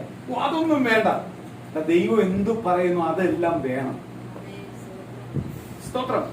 നീ ചെയ്യേണ്ടാത്ത കാര്യങ്ങളെല്ലാം നീ പോയി ചെയ്യുന്നല്ലോ എങ്കിൽ ദൈവം പറയുന്നതോട് ഒന്ന് ചെയ്തു നോക്ക്. ദൈവം നിശ്ചയമായി നിന്റെ കുടുംബത്തെ അതാരെയും കാണിക്കാനുള്ളതല്ല, ആർക്ക് കൊടുക്കാനുള്ളതാണ്? ദൈവത്തിന് ഏൽപ്പിച്ചു കൊടുക്കാനുള്ളത്. സ്തോത്രം. ബാക്കി ഒന്ന് വായിക്കാം. ഒരു ദൂതനെ അയച്ചു, നാളെ ഈ നേരത്ത് ഞാൻ നിന്റെ ജീവനെ അവരിൽ ഒരുത്തന്റെ ജീവനെ പോലെ ആക്കുന്നില്ല എങ്കിൽ ദേവന്മാർ എന്നോട് തക്കവണ്ണോ അധികവും ചെയ്യുമാറാകട്ടെ എന്ന് പറയിച്ചു. അവൻ ഭയപ്പെട്ട് എഴുന്നേറ്റ് ജീവരക്ഷയ്ക്കായി പുറപ്പെട്ടു. കണ്ടോ? സ്ട്രോങ് ആയിട്ട് നിന്ന് ഏലിയാവ് അതിന് മുന്നുള്ള വാക്യങ്ങൾ വായിക്കുമ്പോഴറിയാം. മഴ പെയ്യാത്തടത്ത് മഴ പെയ്ച്ചു. ദൈവത്തിന് വേണ്ടി ഒരു കൂട്ടം ജനത്തെ എന്ത് ചെയ്തു? അവിടെ എഴുന്നേൽപ്പിച്ചു. ആ കൂട്ട ജനം എന്ത് ചെയ്തു? ഏലിയാവിനോടൊപ്പം നിന്നപ്പോഴാണ് സ്വർഗത്തിലെ ദൈവം എന്ത് ചെയ്തു? യാഗത്തെ കത്തിച്ചത്. അതുവരെ എന്ത് ചെയ്തില്ല. യാഗം കത്തിച്ചപ്പോഴ് അവിടെ എന്ത് ചെയ്തു? ജനം എന്ത് ചെയ്തു? ഓടി വന്ന് ഏലിയാവിനോടൊപ്പം യാഗപീഠം പണിയാനും മറ്റുള്ള കാര്യത്തിനെല്ലാം നിന്നിട്ടാണ് അവര് രൂപാന്തരപ്പെട്ടിട്ടാണ് ആരെ അത്ഭുതം ചെയ്തത്? യഹോവയെ ദൈവം അത്ഭുതം ചെയ്തു. ദൈവം ആരെന്ന് മനസ്സിലാക്കി കൊടുത്തു. സ്തോത്രം. ഇത്രകാലം ചെയ്ത ശുശ്രൂഷ ചെയ്ത വ്യക്തിയാണ് 19-ാം അധ്യായത്തിനകത്ത് വരുമ്പോഴ് ഒരു ഇസബേൽ അയച്ച ദൈവത്തിനെതിരെയുള്ള ഒരു ദൂത് കേട്ടപ്പോൾ ഏലിയാവ് എന്ത് ചെയ്തു? ഓടിക്കളഞ്ഞു. എന്തിനു വേണ്ടിയാ ഓടി? ജീവനെ ഭയന്നു. ഇതേപോലെ നമ്മൾ പറയും ജീവൻ നിലനിർത്തണ്ടേ പാസ്റ്ററെ? നമുക്ക് ജീവിക്കണ്ടായോ? ആകാശം ഉണ്ടാക്കിയവൻ, ഭൂമി ഉണ്ടാക്കിയവൻ, ഭൂമിയിലുള്ള സകലതിനെ ഉണ്ടാക്കിയവൻ നമ്മളെ നിലനിർത്തുവാൻ എന്ത് ചെയ്യും? കർത്താവിന് കഴിയും. ആകാശത്തിന്റെ ഭൂമിയിലെ സകലത്തിന്റെ ആയിട്ട് വലുതാട്ട ദൈവം ഓരോ ദൈവമക്കളെ കാണുന്നത്. നിങ്ങൾ എന്നെ കാണുന്നത് ആകാശത്തെയും ഭൂമിയിലുള്ള സകലത്തിനെയും കണ്ടിട്ടല്ല, അതിലുമായിട്ടും വലുതായിട്ട് നമ്മളെ കാണുന്നത്. കാര്യം എന്തുവാ? ഇതെല്ലാം നമുക്ക് വേണ്ടതിന് വേണ്ടി.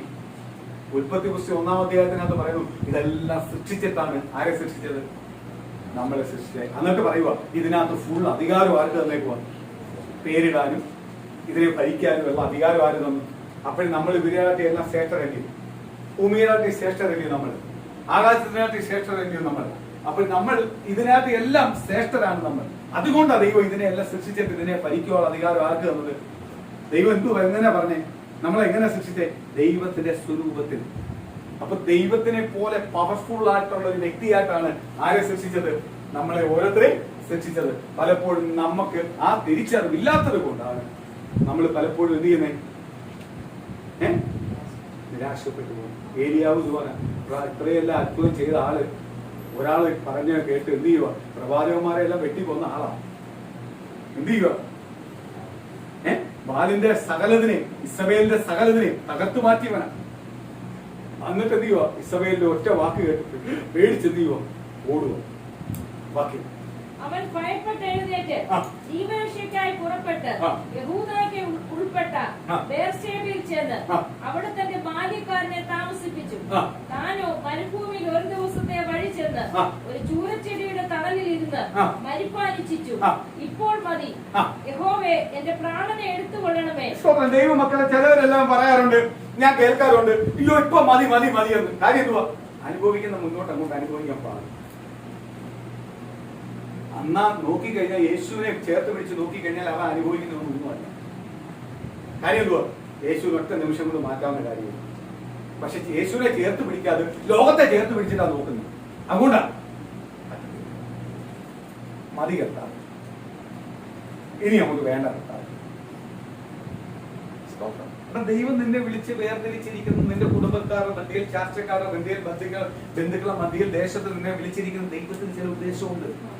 നിന്നെ ചിലതെല്ലാം ആക്കാനാണ് ദൈവം ആഗ്രഹിക്കുന്നത്. ആക്കി കഴിഞ്ഞിട്ടേ എന്ത് ചെയ്യത്തുള്ളൂ? നിന്നെ ദൈവം എടുക്കത്തുള്ളൂ. നീ പലർക്കും സാക്ഷ്യമാവേണ്ടവനാ. നീ പലർക്കും വേണ്ടി ചിലരുടെ വാ അടക്കേണ്ടവനാ.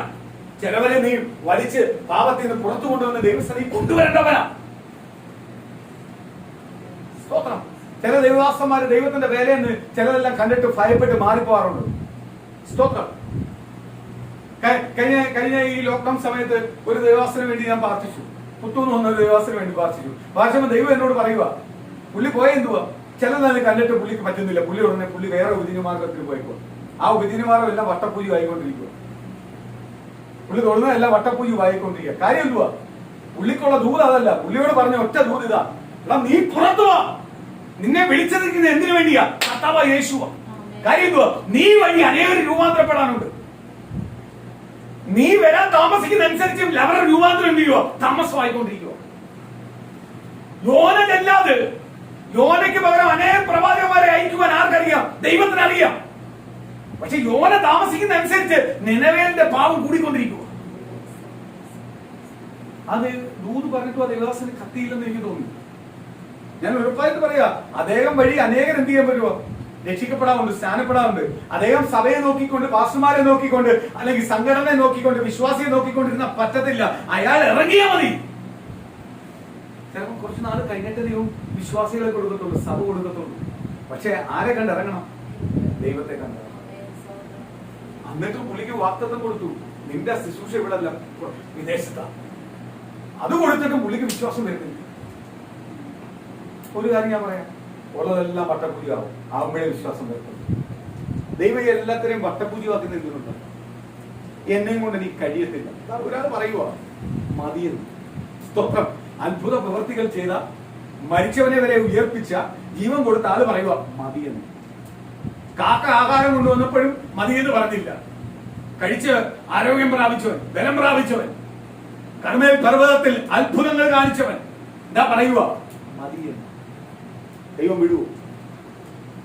ഞാൻ പലപ്പോഴും ഓർക്കുന്നുണ്ട്, എന്നെ കൊണ്ടൊന്നും കഴിയത്തില്ല എന്ന് തീരുമാനമെടുത്ത് ഒരു സ്തോത്രം കയറിനകത്ത് ആത്മഹത്യ ചെയ്യണമെന്ന് പറഞ്ഞ് സ്തോത്രമാലിയ കയറുമായിട്ട് ഇറങ്ങി തിരിച്ചപ്പോഴാണ് ദൈവത്തിന്റെ ശബ്ദം ഞാൻ കേട്ടത്. സ്തോത്രം. കയറ് കൊണ്ടുവച്ചിട്ട് പിന്നെ എനിക്കെന്തുവാ? ധൈര്യമില്ല ഈ കയറിനാന്ന് തൂങ്ങാൻ. അതിന് ധൈര്യം ഉണ്ടാക്കാനുള്ള മരുന്നെല്ലാം ഞാൻ നിരപ്പി, ആ മരുന്നെല്ലാം ഉപയോഗിച്ചിട്ട് ഇതിനകത്ത് പോകാന്നുള്ള ചിന്തയിലിരിക്കുമ്പോഴാണ് കർത്താവ് പറഞ്ഞത്, എല്ലാം കഴിഞ്ഞു, നിന്നെ എനിക്ക് ആവശ്യമില്ല. കർത്താവ് പറഞ്ഞു, നിന്നെ എനിക്ക് അവിടൂന്ന ആരെന്നെ വിളിച്ചത്? എന്റെ കർത്താവിനെ വിളിച്ചത്. അതുകൊണ്ട് അവിടൂന്ന് മുതൽ ഇന്ന് ഈ നിമിഷം വരെ എന്റെ ജീവിതത്തിൽ എന്തെങ്കിലും തന്നിട്ടുണ്ടെങ്കിൽ കർത്താവ് തന്നു. കർത്താവ് തന്നു. ഞാൻ കുടുംബത്തിന്റെ ഷെയർ കിട്ടിയതും ഞാൻ കൊണ്ടുവന്ന കർത്താവിന്റെ വേലയ്ക്ക് ചെലവാക്കി. അത് ഞാൻ എടുത്ത് സുരക്ഷമാക്കിയില്ല. കാര്യം എന്തുവാ? മൊത്തം ഞാൻ ചെലവഴിച്ചു. എന്നെ വട്ടപ്പൂജ അവിടെയാക്കി. ഇനി ആർക്കെ പേരെടുക്കാവും? ദൈവത്തിന്റെ പേര്. എനിക്ക് അനുഭവപ്പെടുന്നതെല്ലാം ഞാൻ കൊണ്ടുവന്ന് ആർക്ക് കൊടുത്തു? ദൈവത്തിന്റെ സന്നിധി വെച്ചു. എന്താണ് കാര്യം? എന്താ? എനിക്ക് അതല്ല, അതിലും വലിയ ആദ്യം മതി. കർത്താവ് എനിക്ക് തന്ന ദൂത് മതി, കർത്താവ് തന്നിരിക്കുന്ന വാക്കുകൾ മതി, കർത്താവ് പറയുന്ന പ്രകാരം എനിക്ക് ജീവിച്ചാൽ മതി. ആ തീരുമാനത്തിൽ നിന്നുകൊണ്ടാണ് ഞാൻ ഇതുവരെ നിൽക്കുന്നത്. എന്നെ വിളിച്ച ദൈവം വിശ്വസ്തനാണെന്ന് എനിക്കറിയാം. എനിക്ക് 3 കുഞ്ഞുങ്ങളെ തന്നിട്ടുണ്ട്. 3 കുഞ്ഞുങ്ങളെ ദൈവത്തിന്റെ വേലയ്ക്ക് തന്നെ ആ സമർപ്പണത്തോടാണ് ഞാൻ വളർത്തുന്നത്. അവരെ വേറെ റൂട്ടെല്ലാം തിരിക്കാൻ എനിക്കറിയാം. അവര് തിരിഞ്ഞു പോയാലും എനിക്ക് ഉറപ്പാ അവര് ദൈവത്തിന്റെ വേല ചെയ്യത്തുള്ളൂ. കാര്യം ഞാൻ അവരെ ഏൽപ്പിച്ചിരിക്കുന്ന ദൈവത്തിന് വേണ്ടി. അവരെവിടെ പോയാലും കർത്താവിന്റെ വേല ചെയ്യാമോ? കാര്യം എന്തുവാ? ഇതിനപ്പുറത്ത് വേറൊരു പണി ഇല്ല ദൈവമക്കളെ. ഈ ലോകത്തിൽ ഇതിനപ്പുറത്തെ വേറൊരു സുഖമുള്ള പണി ഏറെയില്ല. അത്ഭുതങ്ങൾ ചെയ്യുന്നതാ, അടയാളങ്ങൾ കാണുന്നതാ. ഏത് പ്രതികൂലം വരട്ടെ, രോഗം വരട്ടെ, പ്രതികൂലം വരട്ടെ, എങ്കിലും നമുക്ക് വലിയ പ്രത്യാശ തരുന്ന, ബലം തരുന്ന ഒരൊറ്റ പണി ഉണ്ടെങ്കിൽ അത് സൂചന വരെ. ഞാൻ എല്ലാം തകർന്നവനാ, വട്ടപ്പൂജ്യത്തില. പക്ഷെ എന്റെ ജീവിതത്തിനകത്ത് ഭയമില്ല ആ കാര്യത്തിനെ കുറിച്ച്. കണ്ടു നിൽക്കുന്നവര് പറയാറുണ്ട്, പക്ഷെ എനിക്ക് ഭയമില്ല. കാര്യം എന്തുവാ? എന്നെ വിളിച്ചവൻ എന്തുവാ? വിശ്വസ്തൻ എന്ന് എനിക്കറിയാം. എന്നെ പുറത്തു കൊണ്ടുവരുമെന്ന് എനിക്കറിയാം. എന്റെ ദിവസം മാറുമെന്ന് എനിക്കറിയാം. മാറുമെന്ന് എനിക്കറിയാം. ഏലിയാവ് ഇത്രയൊക്കെ ചെയ്ത് അനുഭവിച്ച വ്യക്തി ഇതാ പറയുക, ഞാൻ പോവാ. എവിടോട്ടാ? എങ്ങനെയെങ്കിലും എന്റെ പരിപാടി അങ്ങ് തീർത്തുക, ഞാൻ പോവുക. സ്വന്തമായിട്ട് മരിക്കാന്ന് അറിയത്തില്ല, അതിനകത്ത് പേടിയാ. അതുകൊണ്ട് പുള്ളി പറഞ്ഞ് മതി കർത്താവേ അങ്ങ് എടുത്തോളെ. സ്തോത്രം. അടുത്തത്, ഞാൻ എന്റെ പിതാക്കന്മാരെക്കാൾ നല്ലവനല്ലല്ലോ എന്ന് പറഞ്ഞു. അങ്ങനെ അവൻ ചൂരച്ചിടിയുടെ തടയിൽ കിടന്നുറങ്ങുമ്പോൾ പെട്ടെന്ന് ഒരു ദൂതൻ അവനെ തട്ടി അവനോട് എഴുന്നേറ്റ് തിന്നുക എന്ന് പറഞ്ഞു. അവൻ ഉണർന്നു നോക്കിയപ്പോൾ കനലിമേ ചുട്ട ഒരടയും ഒരു തുരുത്തി വെള്ളവും തലക്കലിരിക്കുന്നത് കണ്ടു. അവൻ തിന്നു കുടിച്ച് പിന്നെയും കിടന്നുറങ്ങി. കണ്ടോ, ഒരുത്തൻ മരിക്കാൻ കിടക്കുക, എന്നെ അങ്ങ് എടുത്തു എന്ന് പറഞ്ഞിട്ട് വന്ന് ചൂരച്ചെടി കിടക്കുക. അപ്പോൾ ദൈവം എന്ത് കൊടുക്കുന്നേ? ദൈവത്തിന്റെ ദൂതനെ അയച്ച് എന്ത് കൊടുക്കുന്നേ? അപ്പോ അടയൻ കൊടുക്കുക, ആഹാരം കൊടുക്കുക. എന്തു അതിന്റെ അർത്ഥം? എന്റെ സമയം കഴിഞ്ഞിട്ടില്ല, എന്റെ സമയം കഴിഞ്ഞിട്ടില്ല. പക്ഷേ പുള്ളിക്കാരൻ എന്തുവാ? അത് കിട്ടി, അത് കുടിച്ചിട്ട് സുഖമായിട്ട് കിടന്നു. ഇന്ന് ഇതുപോലെ ദൈവത്തിന്റെ അനുഗ്രഹവും സന്തോഷവും പ്രാപിച്ചിട്ട് നമ്മൾ എന്ത് ചെയ്യുന്നത്? സുഖം. ദൈവം തരുന്ന എല്ലാം അനുഭവിച്ചിട്ട് ഒരു സ്തോത്രം എല്ലാം പറഞ്ഞിട്ട് കിടന്ന് നല്ല ഉറക്കവും സുഖത്തിൽ ജീവിക്കുക. പിന്നെയും നമ്മൾ ആരുമായിട്ട് ബന്ധം കൂട്ടുന്നില്ല. ദൈവം അവൻ എന്തിനാണോ കൊടുത്തത്? ദൈവം എന്തിനാ തുരുത്തി വെള്ളം വെച്ചത്? ആ മരുഭൂമിക്കകത്ത്, ആ ചൂരച്ചെടിയുടെ അടുത്ത് ഒന്നിനും ഫലമില്ലാത്തതിന്റെ കീഴിൽ കിടക്കുമ്പോഴും അവൻ ഇതെല്ലാം കൊടുത്തത് എന്തിനു വേണ്ടിയാ? ദൈവത്തിന് വേണ്ടി പ്രയോജനപ്പെടാൻ. പക്ഷെ ഇത് പലപ്പോഴും ആരറിയുന്നില്ല, നമ്മൾ ഓരോരുത്തരും അറിയുന്നില്ല. നമ്മക്കങ്ങ് പരാതി ലിസ്റ്റ് മാത്രമേ ഉള്ളൂ. ദൈവം ചെയ്ത ലിസ്റ്റ് വേറെ എടുത്ത് മാറ്റി വെച്ചേക്കുക. പരാതി ലിസ്റ്റാണ് നമ്മൾ അങ്ങോട്ട് കൊടുക്കുന്നത്. ദൈവത്തിന് അനുഗ്രഹിക്കാൻ പറ്റുമോ? തന്നതിനെ ഓർത്ത് ദൈവത്തെ സ്തുതിക്ക്. ഞാൻ ദൈവസ്ഥാനിൽ ഇപ്പോൾ നിൽക്കുന്നതിനെ ഓർത്ത് ദൈവത്തെ സ്തുതിക്ക്. എന്നെ ഒരു ദൈവപൈതലാക്കിയതിനെ ഓർത്ത് ദൈവത്തെ സ്തുതിക്ക്. കാര്യം എന്തോ? സ്വർഗത്തിന്റെ അവകാശിയായി എന്നെ ആക്കിയിരിക്കുന്നത്. എനിക്ക് ഭൂമി നശിച്ചു പോകുന്നതല്ല, പക്ഷെ സ്വർഗത്തിൽ നശിച്ചു പോകാത്തതാ. ആ സ്വർഗത്തിന്റെ അവകാശിയായി എന്നെ വിളിച്ചിരിക്കുക. അവിടെ എനിക്കൊരു ഓഹരി ഉണ്ടെന്ന് ഓർത്ത് നീ ദൈവത്തെ ഒന്ന് സ്തുതിച്ചു നോക്ക്, പ്രാർത്ഥിച്ചു നോക്ക്. ദൈവം നിന്റെ ജീവിതത്തിനകത്ത് എന്ത് ചെയ്യാൻ പോവാ? മാറ്റങ്ങൾ. ഇത് നമ്മൾ മൊത്തം കൊടുക്കുന്നെന്തുവാ? ദൈവസന്നിധിയിലാണ് വന്നേക്കുന്നത്. ദൈവത്തിന് മാത്രമേ കഴിയത്തുള്ളൂ എന്നല്ല അറിയാം. എങ്കിലും നമ്മൾ മൊത്തം കൊടുക്കുന്ന എന്തുവാ? ദൈവസന്നിധിയിൽ പരാതി. ദൈവത്തിന് അനുഗ്രഹിക്കാൻ പറ്റൂ. അടുത്ത വാക്യം, യഹോവയുടെ ദൂതൻ രണ്ടാം പ്രാവശ്യം വന്ന് അവനെ തട്ടി എഴുന്നേറ്റ് തിന്നുക, നിനക്ക് ദൂരയാത്ര ചെയ്യുവാനുണ്ടല്ലോ എന്ന് പറഞ്ഞു. കണ്ടോ, യഹോവയുടെ ദൂതൻ രണ്ടാമതും വന്ന് ഇതേപോലെ തട്ടി അവനോട് പറയുക, നിനക്കിനി ഒരുപാട് ദൂരെ യാത്ര ചെയ്യുവാനുണ്ട്. ആഹാരം കൊടുക്കുക. നമുക്ക് രണ്ടൊന്നുമല്ല, ഒരു 200 വട്ടം തട്ടി നോക്കിയിട്ടുണ്ട്. പക്ഷെ എങ്കിലും പലപ്പോഴും നമുക്ക് ആരെ അറിയുന്നില്ല, ദൈവത്തെ മനസ്സിലാക്കാൻ പറ്റുന്നില്ല. നമ്മളെ കണ്ണുനീര് നമ്മൾ പൊട്ടിക്കരഞ്ഞപ്പോ നമുക്ക് വേണ്ടി ഇറങ്ങി വന്ന ദൈവം അത്ഭുതം ചെയ്തത് നിങ്ങളൊന്ന് പിന്നോട്ടൊന്ന് ആലോചിച്ച് നോക്ക്.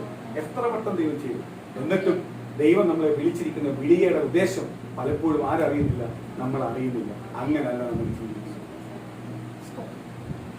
നമ്മള് ദൈവത്തോട് ചോദിച്ചത് ഇന്നേതാണ്, പക്ഷെ അതിലപ്പുറത്തെ ആര് തന്നത്? ദൈവം തന്നു.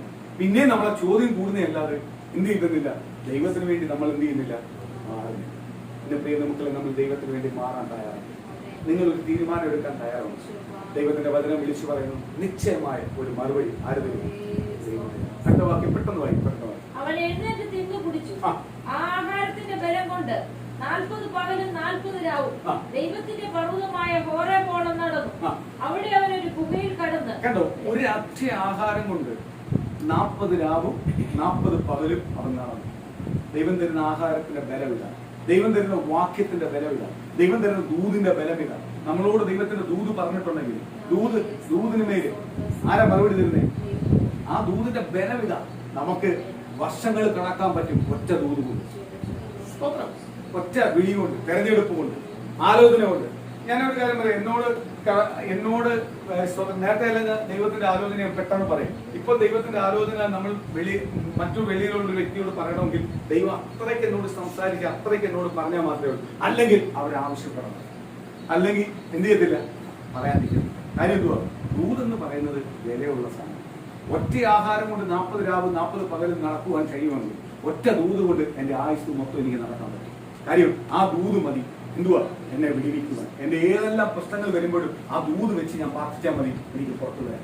ആ ദൂത് ഉണ്ടെങ്കിൽ എനിക്ക് എന്ത് ചെയ്യാൻ പറ്റും? അവസാനം വരെ ഓട്ടം ഓടുവാൻ, തികയ്ക്കുവാൻ കഴിയും. അടുത്ത വാക്യം, അവിടെ അവൻ ഒരു ഗുഹയിൽ കടന്ന് രാപാർത്തു. അപ്പോൾ അവൻ യഹോവയുടെ അരുളപ്പാടുണ്ടായി ആ. അവനോട് ആ. ഏലിയാവേ ആ. ഇവിടെ നിനക്ക് എന്ത് കാര്യം കണ്ടോ, ചോദിച്ചു. ദൈവം അവന് കൊടുത്ത ആഹാരം അതിനു വേണ്ടിയല്ല.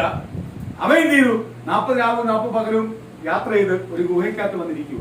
ദൈവം ഉടനെ അവിടെ അരുളപ്പാട് കൊടുക്കുക, ഏലിയാവേ നിനക്ക് ആഹാരം തന്ന് നിന്നെ നടത്തിക്കൊണ്ട് വന്ന ഇതിനു വേണ്ടിയല്ല. കാര്യം എന്തുവാ? നീ തോറ്റെടുത്ത് അല്ലെങ്കിൽ നീ ഭയപ്പെട്ടെടുത്ത് നിന്നെ കൊണ്ട് നിർത്താൻ പോവാ. അവിടെ നിനക്ക് ജയം നൽകാൻ പോവാ. ഇന്ന് പ്രിയ മക്കളെ, നമ്മൾ ചില വിഷയത്തിനകത്ത് പതറിപ്പോകുന്നു, ചഞ്ചലപ്പെട്ടു പോകുന്നു. ദൈവം എന്തുവാ? നീ എവിടെല്ലാം നിന്ദിക്കപ്പെട്ടു, എവിടെല്ലാം പരിഹസപ്പെട്ടു, അവിടെ എല്ലാം ആര് ദൈവം നിന്നെ ഉയർത്തുന്ന ഒരു ദിവസം. ഞാൻ കർത്താവിന്റെ വേലയായിട്ട് പാലക്കാട് പോകുമ്പോൾ, ബാംഗ്ലൂരിൽ പോകുമ്പോൾ ഞാൻ ഓർത്ത് അവളായിരിക്കും എന്റെ വേലയെന്ന്. പക്ഷെ എന്റെ ദൈവം ഞാൻ ജനിച്ച നാട്ടിൽ തന്നെ കൊണ്ടുവന്നു. കാര്യം എന്തുവാ? എന്നെ എവിടെല്ലാം നിന്ദിച്ചിട്ടുണ്ട്, പരിഹസിച്ചിട്ടുണ്ട്, അവിടെ അല്ല എനിക്ക് എന്ത് ചെയ്തു? എനിക്കായി ചില ഓപ്പണിംഗ്. അതെ, കൊട്ടാരക്കര എന്ന് പറയുന്ന ദേശമേ എനിക്ക് ഇഷ്ടമല്ലായിരുന്നു. എനിക്ക് ഒരിക്കലും ഞാൻ വരത്തില്ലെന്ന് തീരുമാനം എടുത്തു പോയതാ. പക്ഷെ എന്റെ ദൈവം എന്ത് ചെയ്തു? അവിടെ തന്നെ കൊണ്ടുവന്ന് എത്തി. കാര്യം എന്തുവാ? നീ എവിടെ തോറ്റു, എവിടെ പരാജയപ്പെട്ടു, എവിടെ നിന്ദിക്കപ്പെട്ടു, എവിടെ അപമാനപ്പെട്ടു, അവിടെ ഉയർത്തുന്ന ഒരു ദൈവമാണ് നീ വിളിക്കുന്നത്. നീ പറയും വേണ്ടാന്ന് പറയും, പക്ഷെ ദൈവം തന്നെ കൈവിടത്തില്ല. എവിടെ വെച്ചാ ഏലിയാവ് ഭയപ്പെട്ടത്? ഇസബേലിന്റെ ഒരു ദൂതൻ പറഞ്ഞു, ഇസബേല് പറഞ്ഞ ഒരു വാക്ക് കേട്ട് അല്ലെങ്കിൽ ജീവപ്രാണനെയും ഓർത്ത് ഓടുക. സ്തോത്രം. ദൈവം വിട്ടോ? ദൈവം ഏലിയാവിനോട് ചോദിക്കുക, നിനക്ക് എന്തോ ഇവിടെ കാര്യം? അടുത്ത വാക്യം. അതിന് അവൻ, സൈന്യങ്ങളുടെ ദൈവമായ യഹോവയ്ക്ക് വേണ്ടി ഞാൻ വളരെ ശുഷ്കാന്തിച്ചിരിക്കുന്നു. ഇസ്രായേൽ മക്കൾ നിന്റെ നിയമത്തെ ഉപേക്ഷിച്ച് നിന്റെ യാഗപീഠങ്ങളെ ഇടിച്ചു, നിന്റെ പ്രവാചകന്മാരെ വാൾ കൊണ്ട് കൊന്നുകളഞ്ഞു. ഞാൻ ഒരുത്തൻ മാത്രം ശേഷിച്ചിരിക്കുന്നു. കണ്ടോ, ഇതല്ല പ്രശ്നം, നമ്മളെ പ്രശ്നം. ചിലവരെ എല്ലാം ധാരണ, അങ്ങനെ പ്രാർത്ഥിക്കണ്ട, അല്ലെങ്കിൽ ഇങ്ങനെ പ്രാർത്ഥിക്കണ്ട, അല്ലെങ്കിൽ സ്തോത്രം, ഇതൊന്നുമല്ല. ദൈവത്തിന്റെ സന്നിധി ആദ്യം നീ എന്തുവാ? കീഴ്പ്പെടാനുള്ള ഒരു മനസ്സുണ്ടാവും. ദൈവ പ്രാർത്ഥനയെല്ലാം കീഴ്പ്പെടാനുള്ളതാണ്, ഭയപ്പെടുവാനുള്ളതാണ്. അവിടെ നിന്റെ ഉപദേശം അല്ല വേണ്ടത്, നിന്റെ ചിന്തയല്ല വേണ്ടത്. നീ എന്ത് ചെയ്യണം? അതിന് കീഴ്പ്പെടുക. കാര്യം എന്തുവാ? പിതാപുത്രൻ പരിശുദ്ധാത്മാവ് അനുഗ്രഹിക്കാൻ ഇരിക്കുന്ന അനുഗ്രഹത്തെ നീ എന്ത് ചെയ്യല്ലേ? വെറും ഒരു വാക്കുകൊണ്ട് തള്ളിക്കളയരുത്. ഉടനെ പുള്ളിക്കാരൻ പറയാം, എനിക്ക് ഞാൻ ഇന്ന കാര്യങ്ങളെല്ലാം ചെയ്തത്. ദൈവത്തിന് അറിയാം നീ ദൈവത്തിന് വേണ്ടി എന്തൊക്കെ ചെയ്യുന്നുണ്ടെന്ന്, ദൈവത്തിന് വേണ്ടി എങ്ങനെ നിൽക്കുന്നുണ്ടെന്നോ എല്ലാം ആർക്കറിയാം? ദൈവത്തിന് അറിയാം. നീ ഒരിക്കലും അത് ദൈവസന്നിധി വന്ന് എണ്ണി വലിയ കാര്യമായിട്ട് നീ പറയണ്ട. കാര്യം എന്തുവാ? ദൈവം അതിനും അപ്പുറത്തെ കാര്യം നിനക്ക് വേണ്ടി ദൈവം ചെയ്തിട്ടുണ്ട്. നീ അതിനും ദൈവത്തിന് നന്ദി പറഞ്ഞാൽ മതി. ദൈവത്തിന് വേണ്ടി ഇനി എന്തൊക്കെ ചെയ്യാൻ പറ്റും ആ കാര്യത്തെ കുറിച്ച് ചിന്തിച്ചാൽ മതി. അല്ലാതെ നീ ചെയ്ത കാര്യങ്ങൾ പറയണ്ട. നീ ചെയ്ത കാര്യത്തിനകത്ത് അപ്പുറത്തെ കാര്യങ്ങൾ ആര് ചെയ്തു? ദൈവം എനിക്ക് ചെയ്തു. ഞാൻ നേരത്തെ പറഞ്ഞല്ലോ, എന്റെ കുടുംബ മഹിമ അല്ലെങ്കിൽ സ്തോത്രം, എനിക്ക് കിട്ടിയ ഷെയർ, ഇതൊന്നും എനിക്ക് വലിയ ചെയ്തതായിട്ട് എനിക്ക് ഒന്നും തോന്നിയിട്ടേ ഇല്ല. ദൈവസന്നിധിയിൽ ദൈവത്തിന് വേണ്ടി ഞാൻ ഇത് ചെയ്തതായിട്ട് എനിക്ക് തോന്നിയിട്ടേ ഇല്ല. കാര്യം എന്തുവാ? ഇതിന്റെ 10 ഇരട്ടി ദൈവം എനിക്ക് ചെയ്യുന്നുണ്ട്. അപ്പൊ ഏതിനാ വില? ദൈവം ചെയ്യുന്നില്ലല്ലോ ഈ വില. അപ്പൊ എന്റെ ജീവിതത്തിനകത്ത് ദൈവം എന്നെ ഓരോ ദിവസവും പോറ്റുന്നത് അതിന്റെ അകത്ത് 10 ഇരട്ടി രീതിയിലാണ്. അപ്പൊ ഞാൻ അതിനും മറുത്തു കൊടുത്താൽ പോലെ. സ്തോത്രം. ഞാൻ ചെയ്തതൊന്നും ഒന്നുമില്ല, വിലയില്ല. ഞാൻ പാപത്തിൽ കടന്നവനാ, ഞാൻ പാപിയായി മരിക്കേണ്ടവനാ. അവിടുന്ന് എന്നെ വിളിച്ചത്, വേർതിരിച്ചത്, എന്നെ എവിടെ കൊണ്ടുപോവാ? സ്വർഗത്തിലേക്ക് കൊണ്ടുപോവാ. അപ്പൊ പാപത്തിൽ നരകത്തിൽ ഒരിക്കലും കെടാത്ത തീക്കാത്തും ഒരിക്കലും കെടാത്ത ചാവാത്ത പുഴുവിന്റെ മേലിൽ കിടക്കാനാണോ നമ്മൾ ആഗ്രഹിക്കുന്നത്? സ്വർഗത്തിന്റെ സ്വർണ്ണ തെരുവിനകത്ത് കിടക്കാനാ ദൈവം എന്നെ വിളിച്ചിരിക്കുന്നത്. വജ്രത്താലും വൈരൂരാട്ടാലും പണിഞ്ഞിരിക്കുന്ന കോട്ടയ്ക്കകത്തിരിക്കാനാ ആര് വിളിച്ചിരിക്കുന്നത്? ദൈവം വിളിച്ചിരിക്കുന്നത്. ദൈവത്തിന്റെ വലത്തു ഭാഗത്ത് കൊണ്ടുപോവാ. ആണേ, ആ സിംഹാസനത്തിനകത്തിരുത്തുവാൻ ദൈവം പറയും, ഞാൻ ഇരുന്നിടത്ത് നിങ്ങളെ ഞാൻ ഇരുത്തും. താക്കൂന്നല്ല പറഞ്ഞേ, നിങ്ങളെ ഒപ്പം ഇരുത്തും. അപ്പോഴും ഞാൻ കളഞ്ഞതെല്ലാം വലിയ കാര്യമല്ലോ. ഞാൻ പാപിയായി മരിക്കേണ്ടവനായിരുന്നു. ദൈവം വിളിച്ചതുകൊണ്ടാ എനിക്ക് സൗഭാഗ്യം ലഭിച്ചത്. ചിലവരും കണക്ക് പറച്ചില്ല. കണക്ക് പറയുന്നതിനെ ആർക്ക് വേണ്ട? ഏലിയാവും പറഞ്ഞു, ഞാൻ ഒരുത്തൻ മാത്രം ശേഷിച്ചിരിക്കുന്നു, അവർ എനിക്കും ജീവഹാനി വരുത്തുവാൻ നോക്കുന്നു എന്ന് പറഞ്ഞു. നീ പുറത്തു വന്ന് പർവ്വതത്തിൽ യഹോവയുടെ മുമ്പാകെ നിൽക്കാൻ അവൻ കൽപ്പിച്ചു. അപ്പോൾ ഇതാ യഹോവ കടന്നു പോകുന്നു, ശക്തിയുള്ള ഒരു കൊടുങ്കാറ്റ് യഹോവയുടെ മുമ്പിൽ പർവ്വതങ്ങളെ കീറി പാറകളെ തകർത്തു. എന്നാൽ കാറ്റിൽ യഹോവ ഇല്ലായിരുന്നു. കണ്ടോ, അവനെ കാണിച്ചു കൊടുക്കുക. യഹോവ നടന്നുപോയി, ഒരു കാറ്റ് വന്നു, അവിടുത്തെ പാറ എന്തെങ്കിലും വിളർത്തി തകർത്തു. പക്ഷെ അതിനകത്ത് ആരില്ലായിരുന്നു? ദൈവത്തിന്റെ ശക്തി കാണിക്കുമോ? അതിനകത്ത് ദൈവം ഇറങ്ങി വന്ന് ഇങ്ങനെ ഒന്നും നടന്നു പോകണ്ട. ദൈവം സ്തോത്രം നമ്മളെ ഫ്രണ്ടിൽ ഒന്ന് നോക്കിയാൽ മതി, നമ്മളെ വിഷയത്തിന് പരിഹാരം. അതുകൊണ്ടാ ദാവീദ് പലപ്പോഴും പറയുന്നത്, ഈ ഭൂമിയിലെ അറ്റത്തുനിന്ന് ഞാൻ നിന്നെ വിളിച്ചപേക്ഷിക്കുന്ന എന്നെ ഒന്ന് നോക്കണമേ. സ്തോത്രം. എന്ന് പറഞ്ഞാൽ ഞാൻ പോകേണ്ട രീതി എല്ലാം പോയി, ഞാൻ ഇപ്പം ഒന്നുമില്ലാത്തവനായിട്ട് നിൽക്കുക. എന്നെ യഹോവ നോക്കിയാൽ മതി, എന്റെ അവസ്ഥ മാറി. സ്തോത്രം. കാറ്റ് പോയി, യഹോവ കൽപ്പിക്കുന്ന ഒരു കാറ്റ് പോയി, പക്ഷെ അതിനകത്ത് യഹോവ ഇല്ലായിരുന്നു, കൽപ്പിച്ച കാറ്റേ ഉള്ളായിരുന്നു. കാറ്റ് എന്ത് ചെയ്യുക? പർവ്വതത്തെ ഉടച്ചു കളയുക. അടുത്തത് കാറ്റിന് ശേഷം ഒരു ഭൂകമ്പം ഉണ്ടായി. ഭൂകമ്പത്തിന് യഹോവയില്ലായിരുന്നു. ഒരു ഭൂകമ്പം ഉണ്ടായി, അതിനകത്ത് ആരില്ല, യഹോവയില്ല. യഹോവ കൽപ്പിച്ചാ മതി, യഹോവ പറഞ്ഞാ മതി, അവിടെ അത് സംഭവിക്കും. അങ്ങനെ അധികാരമുള്ള കർത്താവ് നമുക്ക് പിതാവായിട്ടുള്ള കാലത്തോളം നമ്മളെ ഒരു ശത്രുവായ പിശാചിനും എന്ത് ചെയ്യാൻ പറ്റത്തില്ല, ബ്ലോക്ക് ചെയ്യാൻ പറ്റത്തില്ല, ബന്ധിക്കാൻ പറ്റത്തില്ല. നമ്മളെ തലമുറയോ നമ്മുടെ നന്മകളെയോ വാഗ്ദത്തങ്ങളോ എന്ത് ചെയ്യാൻ പറ്റത്തില്ല, തകർത്ത് കളയുവാൻ കഴിയത്തില്ല. ദൈവത്തിന്റെ വാഗ്ദത്തങ്ങൾ പ്രാപിക്കാതിരിക്കുവാൻ കഴിയത്തില്ല. കാര്യം എന്തുവാ? ദൈവം ഒന്ന് നോക്കിയാൽ മതി, ദൈവം ഒന്ന് പറഞ്ഞാൽ മതി, ദൈവം ഇറങ്ങി ഒന്നും വരണ്ട. പക്ഷെ നമ്മൾ പറയുന്നത് എന്തുവാ? കർത്താവിന് ഇറങ്ങി വരണേ എന്നാ പറയുന്നത്. കർത്താവിന് നിന്റെ വിഷയം മാറ്റാൻ ഇറങ്ങി വരുമൊന്നും വേണ്ട. കർത്താവിന് നിമിഷ നേരം കൊണ്ട് നിന്റെ വിഷയം മാറ്റാൻ അറിയാം. കർത്താവ് നോക്കിയാൽ മതി. സ്തോത്രം. അതുകൂടെ പറയുന്നേ, ദൈവമക്കൾ ഭൂമിയിൽ നിന്ന് ദൈവത്തെ ആരാധിക്കുമ്പോൾ സ്വർഗം എന്ത് ചെയ്യും? സന്തോഷിക്കും. അപ്പൊ ദൈവമക്കളുടെ ആരാധന ആരെ സന്തോഷിപ്പിക്കുന്നതാ? സ്വർഗത്തെ സന്തോഷിപ്പിക്കുന്നത്. അടുത്തത് ഭൂകമ്പത്തിലും യഹോവയില്ലായിരുന്നു. ഭൂകമ്പത്തിന് ശേഷം ഒരു തീ, തീയിലും യഹോവയില്ലായിരുന്നു. തീയുടെ ശേഷം സാവധാനത്തിലൊരു ഋതുസ്വരം ഉണ്ടായി. ഏലിയാവ് അത് കേട്ടിട്ട് തന്റെ പുതപ്പ് കൊണ്ട് മുഖം മൂടി പുറത്തു വന്ന് ഗുഹാമുഖത്ത് നിന്നു. ഏലിയാവേ, ഇവിടെ നിനക്ക് എന്ത് കാര്യമെന്ന് ചോദിക്കുന്ന ഒരു ശബ്ദം അവൻ കേട്ടു. അതിന് അവൻ, സൈന്യങ്ങളുടെ ദൈവമായ യഹോവയ്ക്ക് വേണ്ടി ഞാൻ വളരെ ശുഷ്കാന്തിച്ചിരിക്കുന്നു. ഇത്രയെല്ലാം കാണിച്ച് ഇത്രയെല്ലാം ചെയ്തിട്ട് പിന്നെ എന്ത് ചെയ്യുക? കളയേണ്ട സാധനം എടുത്തു വെച്ചുകൊണ്ടിരിക്കുക. ഇതേപോലെ ദൈവമക്കളെ ദൈവം നമ്മളെ ജീവിതത്തിൽ ചെയ്ത ഉപകാരങ്ങളെ, ദൈവം നമ്മളെ ജീവിതത്തിൽ ചെയ്ത നന്മകളെ പലപ്പോഴും മറന്നിട്ട് പിന്നെയും നമ്മൾ പുറത്തുകൊണ്ടിരിക്കുന്നു. ദൈവത്തിന് അനുഗ്രഹിക്കാൻ പറ്റുമോ? അയ്യോ കർത്താവേ, എന്റെ കുടുംബത്തിനകത്ത് ഇങ്ങോട്ടൊന്ന് മാറ്റി തരണമേ, എന്റെ കുടുംബത്തിനകത്ത് ഇങ്ങോട്ടൊന്ന് സാധിച്ചു തരണമേ. കാണിച്ചു കൊടുത്തു, ദൈവം നടന്നുപോയി. സ്തോത്രം. ദൈവം മാറിയെന്നേ ഉള്ളൂ. ഒരു കൊടുങ്കാറ്റ് വന്നു, പക്ഷെ അതിനകത്ത് യഹോവയില്ലായിരുന്നു. ഭൂകമ്പം ഉണ്ടായി, യഹോവയില്ലായിരുന്നു. സ്തോത്രം. ഞാൻ പ്രാർത്ഥിക്കുന്ന വിഷയമെല്ലാം ദൈവത്തിന് നിസ്സാരമെന്ന് ദൈവം കാണിച്ചു തരുക. നീ പ്രാർത്ഥിക്കുന്ന, നിന്നെ ഏറ്റവും കൂടുതൽ വേദനിപ്പിക്കുന്ന, നിനക്ക് ഏറ്റവും കൂടുതൽ നിന്നെ ഭാരപ്പെടുത്തുന്ന, ഏറ്റവും കൂടുതൽ നിന്നെ വേർപ്പുമുട്ടുന്ന വിഷയം ഒന്നും കർത്താവിന് വലിയ കാര്യമല്ലെന്ന് കർത്താവ് കാണിച്ചു തരുക. അതിനകത്തൊന്ന് പുറത്തു കൊണ്ടുവരുവാൻ കർത്താവിന് ഒറ്റ വാക്ക് മതി, കർത്താവ് ഒരു ഒറ്റ നോട്ടം നോക്കിയാൽ മതി. പിന്നെ നീ ആ വിഷയത്തെ വലുതാക്കിക്കൊണ്ടിരിക്കുക. ദൈവം ആരെന്നെല്ലാം, ദൈവത്തിന്റെ ശക്തി എന്തെന്നെല്ലാം വെളിപ്പെടുത്തിയിട്ടും പിന്നെ എന്തുവാ? നീ നിന്റെ വിഷയം വലുതാക്കിക്കൊണ്ടിരിക്കുക, നീ ഓരോന്ന് ചെയ്തത് വലുതാക്കിക്കൊണ്ടിരിക്കുക. ദൈവത്തിന് നിന്നെ അനുഗ്രഹിക്കാൻ പറ്റുമോ? വാക്യം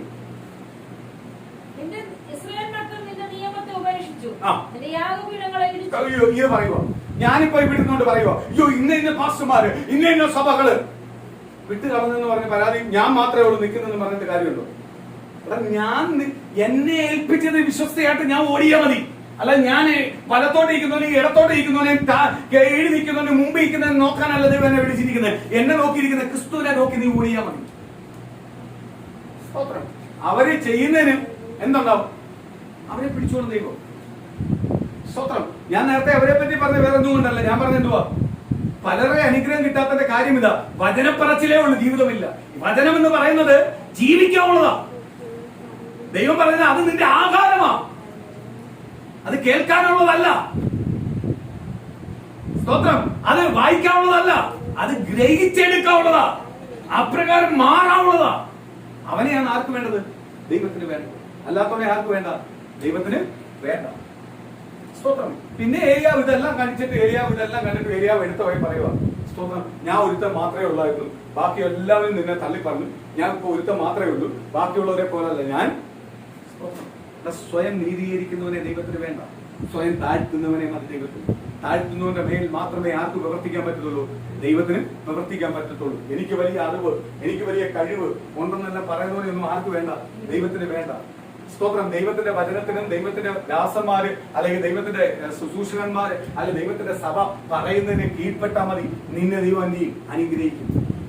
സ്തോത്രം. നീ എന്തിനാ ദൈവസേനയിൽ വന്നത്? കീഴ്പ്പെടാനാ. നീ ദൈവസേനയിൽ ഉടനെ അതിനെ എതിർത്ത് സംസാരിക്കാനല്ല ദൈവം നിന്നെ വിളിച്ചിരിക്കുന്നത്. നിന്നെ എന്തിനാ വിളിച്ചിരിക്കുന്നത്? കീഴ്പ്പെട്ട് അനുസരിച്ച് ജീവിക്കാനാണ്. എങ്കിൽ മാത്രമേ അനുഗ്രഹവും ദൈവത്തിന്റെ മഹത്വവും പ്രാപിക്കാൻ പറ്റൂ.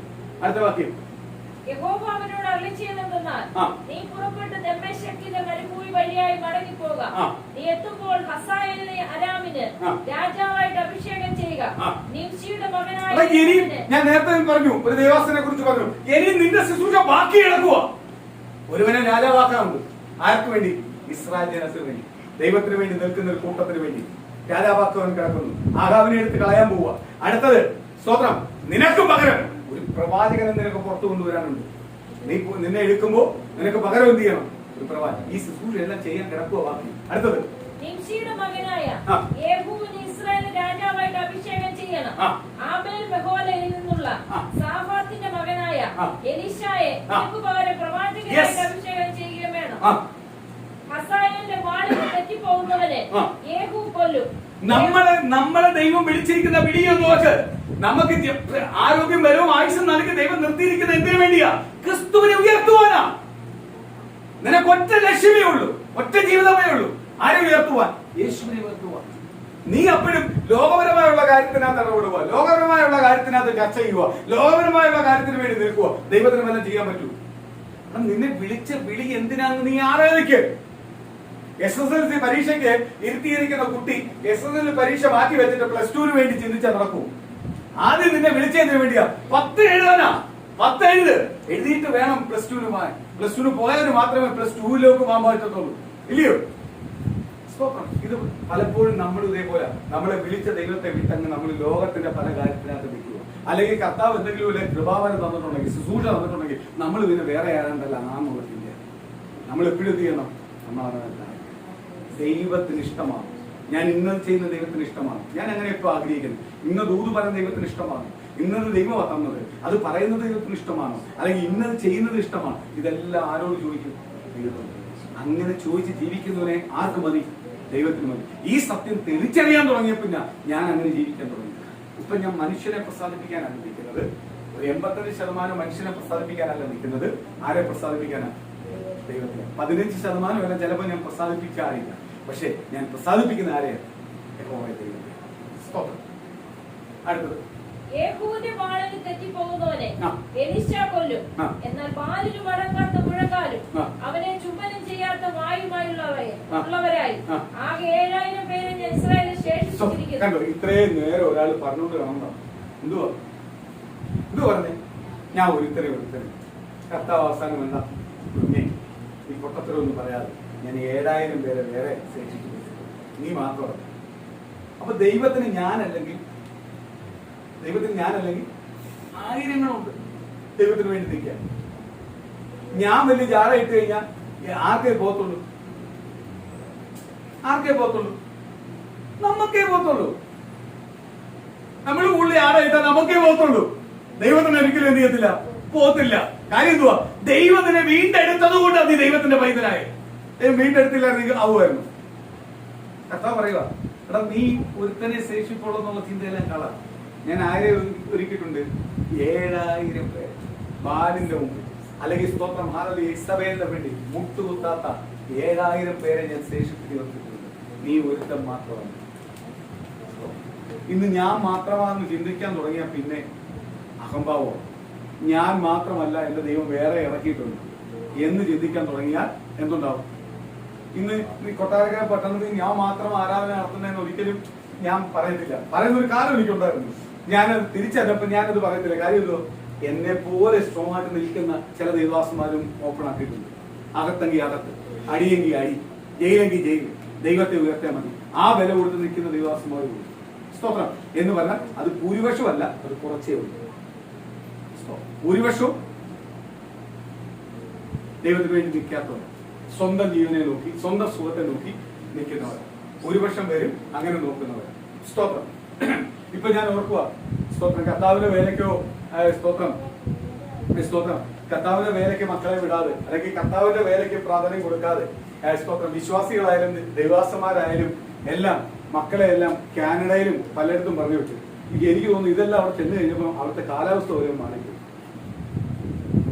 കാനഡയിൽ ഇതുവരെ ഇങ്ങനത്തെ ഒരു കാലാവസ്ഥ കണ്ടിട്ടില്ലെന്ന് അവിടെ. പ്രൈസിലോ, ഇന്ന് ഗൾഫിലുള്ളവർ വരെ അത് രാജി വെച്ചിട്ട് കാനഡയിൽ പോയേക്കുമായിരുന്നു. പ്രൈസിലോ, നീ എവിടെ പോയാലും ദൈവം നിന്നെ പുറത്തു വിടും. അതുകൊണ്ടാണ് ദൈവം പറഞ്ഞത്, നീ ആകാശത്തിൽ പോയി നക്ഷത്രങ്ങളെ കൂട്ടിൽ കൂട് വെച്ചാൽ, ചന്ദ്രനെ വീട് വെച്ചാൽ പുറത്തു വരേണ്ട ഒരു ദിവസം. ഇതൊന്നും നിന്നെ സേഫ്റ്റി ആക്കത്തില്ല, നിന്നെ കരുതത്തില്ല. Praise the Lord. എന്തുവാ ഭാവിയിലാണ് ഞങ്ങൾ കൂടെ ഒന്ന് പോവാം. സ്തോത്രം. ഇപ്പൊ അവിടുന്ന് ചാടി വീടാതിരിക്കുക, ഇനി നമ്മളോടും പോയത് ദൈവം അനുഗ്രഹിക്കുന്നതാണ്. ഗിഫ്റ്റാണ് മക്കൾ, നന്മ, അനുഗ്രഹം. അതിന്റെ പിന്നാലെയല്ല പോകേണ്ടത്. ആരുടെ പിന്നാലെ പോകണ്ടേ? എന്നെ വിളിച്ച ദൈവം, ഇത് തന്ന ദൈവം. ഞാൻ ഒരു കാര്യം പോകുമ്പോൾ എപ്പോഴും ഓർക്കാറുണ്ട്, എന്റെ ദൈവം ഇത് തന്നതാണ്. അപ്പൊ ആരെ സ്തുതിക്കാൻ പറ്റും? ദൈവത്തെ ദൈവത്തെ സ്തുതിക്കാൻ പറ്റും, ദൈവത്തെ മഹത്വപ്പെടുത്താൻ പറ്റും. സ്തോത്രം, സ്തോത്രം. നമ്മൾ മറ്റാരെ നോക്കണ്ട. ഇന്നത്തെ പാട്ടുകാരൻ പറയുന്നു, നീ ആരെ നോക്കണ്ട, ആരും നിന്റെ കൂടെ ഇല്ല. നിന്റെ കൂടെ നടക്കുന്നത് നിന്റെ കർത്താവ്, നിന്നെ വഴി നടത്തുന്ന നിന്റെ കർത്താവ്, നിന്റെ മേൽ അത്ഭുതം ചെയ്യുന്ന ദൈവത്തിന്റെ കർത്താവ്. കർത്താവ്. ആമേ. ഞാൻ സ്തോത്രം, കഴിഞ്ഞ ദിവസം ഒരു പയ്യന്റെ സ്തോത്രം ആലപിയ ഒരു വാക്ക് ഞാൻ കേട്ടു, എനിക്ക് ഭയങ്കര ഇഷ്ടപ്പെട്ടു. അവൻ പറഞ്ഞ കാര്യങ്ങളെ കുറിച്ച് എന്ന് പറഞ്ഞാൽ, വല്ലവെല്ലാം നമ്മൾ സ്തോത്രം ചെയ്യുന്ന കണ്ടാ ഉടനെ ചിലവർ കമന്റ് അടിക്കും, ഇതെല്ലാം എന്തിനാ ഈ പായ്ച്ചെലവ്? അത് എന്റെ അംബീഷൻ, എന്റെ ആഗ്രഹമാണ്. ഞാൻ കൊച്ചിന് മുതൽ ആഗ്രഹിച്ചതാ. അന്നാ ഇത് പാവങ്ങൾക്ക് കൊടുത്തൂടെ? പാവങ്ങൾക്ക് കൊടുക്കുന്നവൻ ഒരിക്കലും പറഞ്ഞല്ല കൊടുക്കുന്നത്, അറിയാതെ കൊടുക്കുന്നത്. അല്ലാതെ പറഞ്ഞു കൊടുക്കുന്നവന് യഥാർത്ഥമായിട്ട് കൊടുക്കുന്നവനല്ല. സ്തോത്രം. അറിയാതെ കൊടുക്കുന്നവനാ മനസ്സുകൊണ്ട് കൊടുക്കുന്നത്. അവൻ ഒരിക്കലും അധികം പേരെടുക്കാം. പിന്നെ ഞാൻ മേടിച്ച വാഹനം, അല്ലെങ്കിൽ ഞാൻ മേടിച്ച ഒരു ആഡംബര സാധനം, അത് എന്റെ അംബീഷനായിരുന്നു, എനിക്കത് വേണമെന്ന്.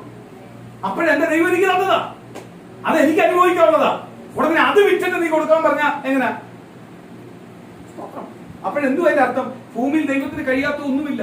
എന്റെ അംബീഷൻ സകലം തീർക്കുവാൻ ആർക്കേ കഴിയത്തുള്ളൂ? ദൈവത്തിനെ കഴിയത്തുള്ളൂ. സ്തോത്രം. ഒരു അംബാനി മാത്രം ഓടിക്കാറി പോയാൽ മതി. സ്തോത്രം. എന്നാ പിന്നെ ഇവർക്കേ ജീവിക്കാൻ പറ്റത്തുള്ളൂ. ഒരു കാര്യം നോക്കിയേ, അംബാനിയുടെ ചരിത്രം നോക്ക്. എന്തുവായിരുന്നു അംബാനി? വട്ടപൂജ്യമായിരുന്നു, വെറും ലേബറായിരുന്നു, ഇല്ലയോ? അയാൾ അംബീഷന് വില കൊടുത്തപ്പോഴാ അയാൾ നേടി വന്നത്. സ്തോത്രം. അയാൾ പലത് സന്തോഷിക്കും. അതേപോലെ ഇവർ അംബീഷനിൽ ഇവർ അനുഭവിക്കുക. ചിലവർക്ക് ഇത് കാണുമ്പോൾ കണ്ണേടിയ കുശുംബ. ഉടൻ തന്നെ അവര് പറയും, ഇതെടുത്ത് വേറെ കാര്യങ്ങൾ ചെയ്തുകൂടായോ? അല്ലെങ്കിൽ ഇതല്ല ഇതിന്റെ ആവശ്യമുണ്ടോ? ഇതിന്റെ അഹങ്കാരം ഇല്ലയോ? അവൻ കഷ്ടപ്പെട്ടുണ്ടാക്കിയ നിനക്കെന്ത് വേണം? ഈ പറയുന്നവനെല്ലാം ഇതിനോട് കുശുമ്പുക. ഇവനൊട്ട് ഒരുത്തനും കൊടുക്കത്തുമില്ല. നാല് പെൺപിള്ളേരുടെ കല്യാണം നടത്തിയിട്ട് സ്വന്തം മോളെ കല്യാണം വെച്ച് ആർപ്പാടത്തിൽ നടത്തിയ എന്തു കുഴപ്പമെന്തുവാ? 4 പെൺപിള്ളേരുടെ കല്യാണം പുള്ളി നടത്തിയതാ. എന്നിട്ടായിരിക്കും പുള്ളിക്കാരന്റെ കുഞ്ഞിന്റെ കല്യാണം ആർപ്പാടം. ഉടനെ ഈ ആർപ്പാടം വേണം? ഇയാളുടെ കുഞ്ഞിന് മാത്രം ആർപ്പാടം നടത്തിയിട്ട് ബാക്കി ആർക്കും ചെയ്തില്ലെങ്കിൽ പറയാം, ഇല്ലയോ? ഇത് പ്രിയ മക്കളെ, ദൈവം നമുക്ക് തരുന്ന അനുഗ്രഹം കാണുമ്പോൾ ചിലവർക്ക് ഇതേപോലെ ദൈവം നമ്മളെ ഉയർത്തുന്ന കാണുമ്പോൾ, അനുഗ്രഹിക്കുന്ന കാണുമ്പോൾ ചിലവരുടെ ഉള്ളത്തിനകത്ത് എന്ത് ഉണ്ടാവും? അതുകൊണ്ട് കർത്താവ്, ഞാനൊരു വാതിൽ തുറന്നാൽ ആർക്കും എന്ത് ചെയ്യാൻ വരുന്നില്ല, അടയ്ക്കുവാൻ. ഞാനായിട്ട് പോയി വാതിൽ തുറക്കണ്ടേ? ആര് തുറന്നു തരണം? എന്റെ ദൈവം തുറന്നു. ദൈവം നിന്നെ ഉയർത്താൻ തുടങ്ങിയ, ദൈവം നിന്നെ മാനിക്കാൻ തുടങ്ങിയ, നിന്നെ എന്ത് ചെയ്യാൻ പറ്റില്ല, ആർക്കും തൊടുവാൻ കഴിയും. ഇന്ന് പ്രിയ മക്കളെ, നമ്മളെ കുറവുകളെ ദൈവസ്ഥനെ ഏറ്റുപാടും. ഒരു നല്ല ഹൃദയത്തിന്റെ ഉടമയാണ്. ദൈവത്തിന് വേണ്ടി എന്ത് ചെയ്യാൻ നമ്മൾ തയ്യാറായിട്ട് മുന്നിൽ പോകാം. ദൈവം നമ്മളെ ഇരട്ടിയായിട്ട് ചെയ്യാൻ കരുതരുത്. ഞാൻ എപ്പോഴും നിങ്ങളോട് പറയാറുണ്ട്, സ്തോത്രം, ദൈവത്തിന് വേണ്ടി നിങ്ങൾ ദശാംശ ബോക്സിനകത്ത് പൈസ ഇടുമ്പോൾ, സ്തോത്രം, അത് ചെറുതാവട്ടെ വലുതാവട്ടെ, നിങ്ങൾക്ക് കിട്ടിയതിന്റെ കറക്റ്റ് ദശാംശം കൊണ്ടുവന്ന് ദശാംശ ബോക്സിൽ ഇടുമ്പോൾ നിങ്ങൾ പ്രാർത്ഥിച്ചുകൊണ്ടിരുന്നു. കാര്യം എന്തുവാ? ഇതിലും ഇരട്ടി ഇടാനുള്ള കരം, ഇരട്ടി ഇടാനുള്ള കൃപ എനിക്ക് ദൈവം താ. അപ്പൊ ഇരട്ടി എന്ന് പറയുമ്പോൾ അതിന്റെ അർത്ഥം എന്തുവാ? നിങ്ങളുടെ ശമ്പളവും ഇരട്ടിയായി. അങ്ങനെ കൊണ്ട് പ്രാർത്ഥിക്കുമ്പോഴും ദൈവം നിങ്ങളെ ശമ്പളം എന്ത് ചെയ്യും? ദൈവം വർദ്ധിപ്പിച്ചു തരും. നിങ്ങളെ നന്മകൾ വർദ്ധിപ്പിച്ചു തരും. ഇരട്ടി ഇരട്ടിയായിട്ട് അനുഗ്രഹിക്കും. അയ്യോ, ഞാൻ ഇത്രയെല്ലാം അധ്വാനിച്ചിട്ട് ഇത്രയെല്ലാം എങ്ങനെ കൊണ്ട് ഇടുന്നേ എന്ന് പറഞ്ഞാൽ ഒരിക്കലും നിങ്ങൾക്ക് എന്ത് ചെയ്യാൻ പറ്റത്തില്ല.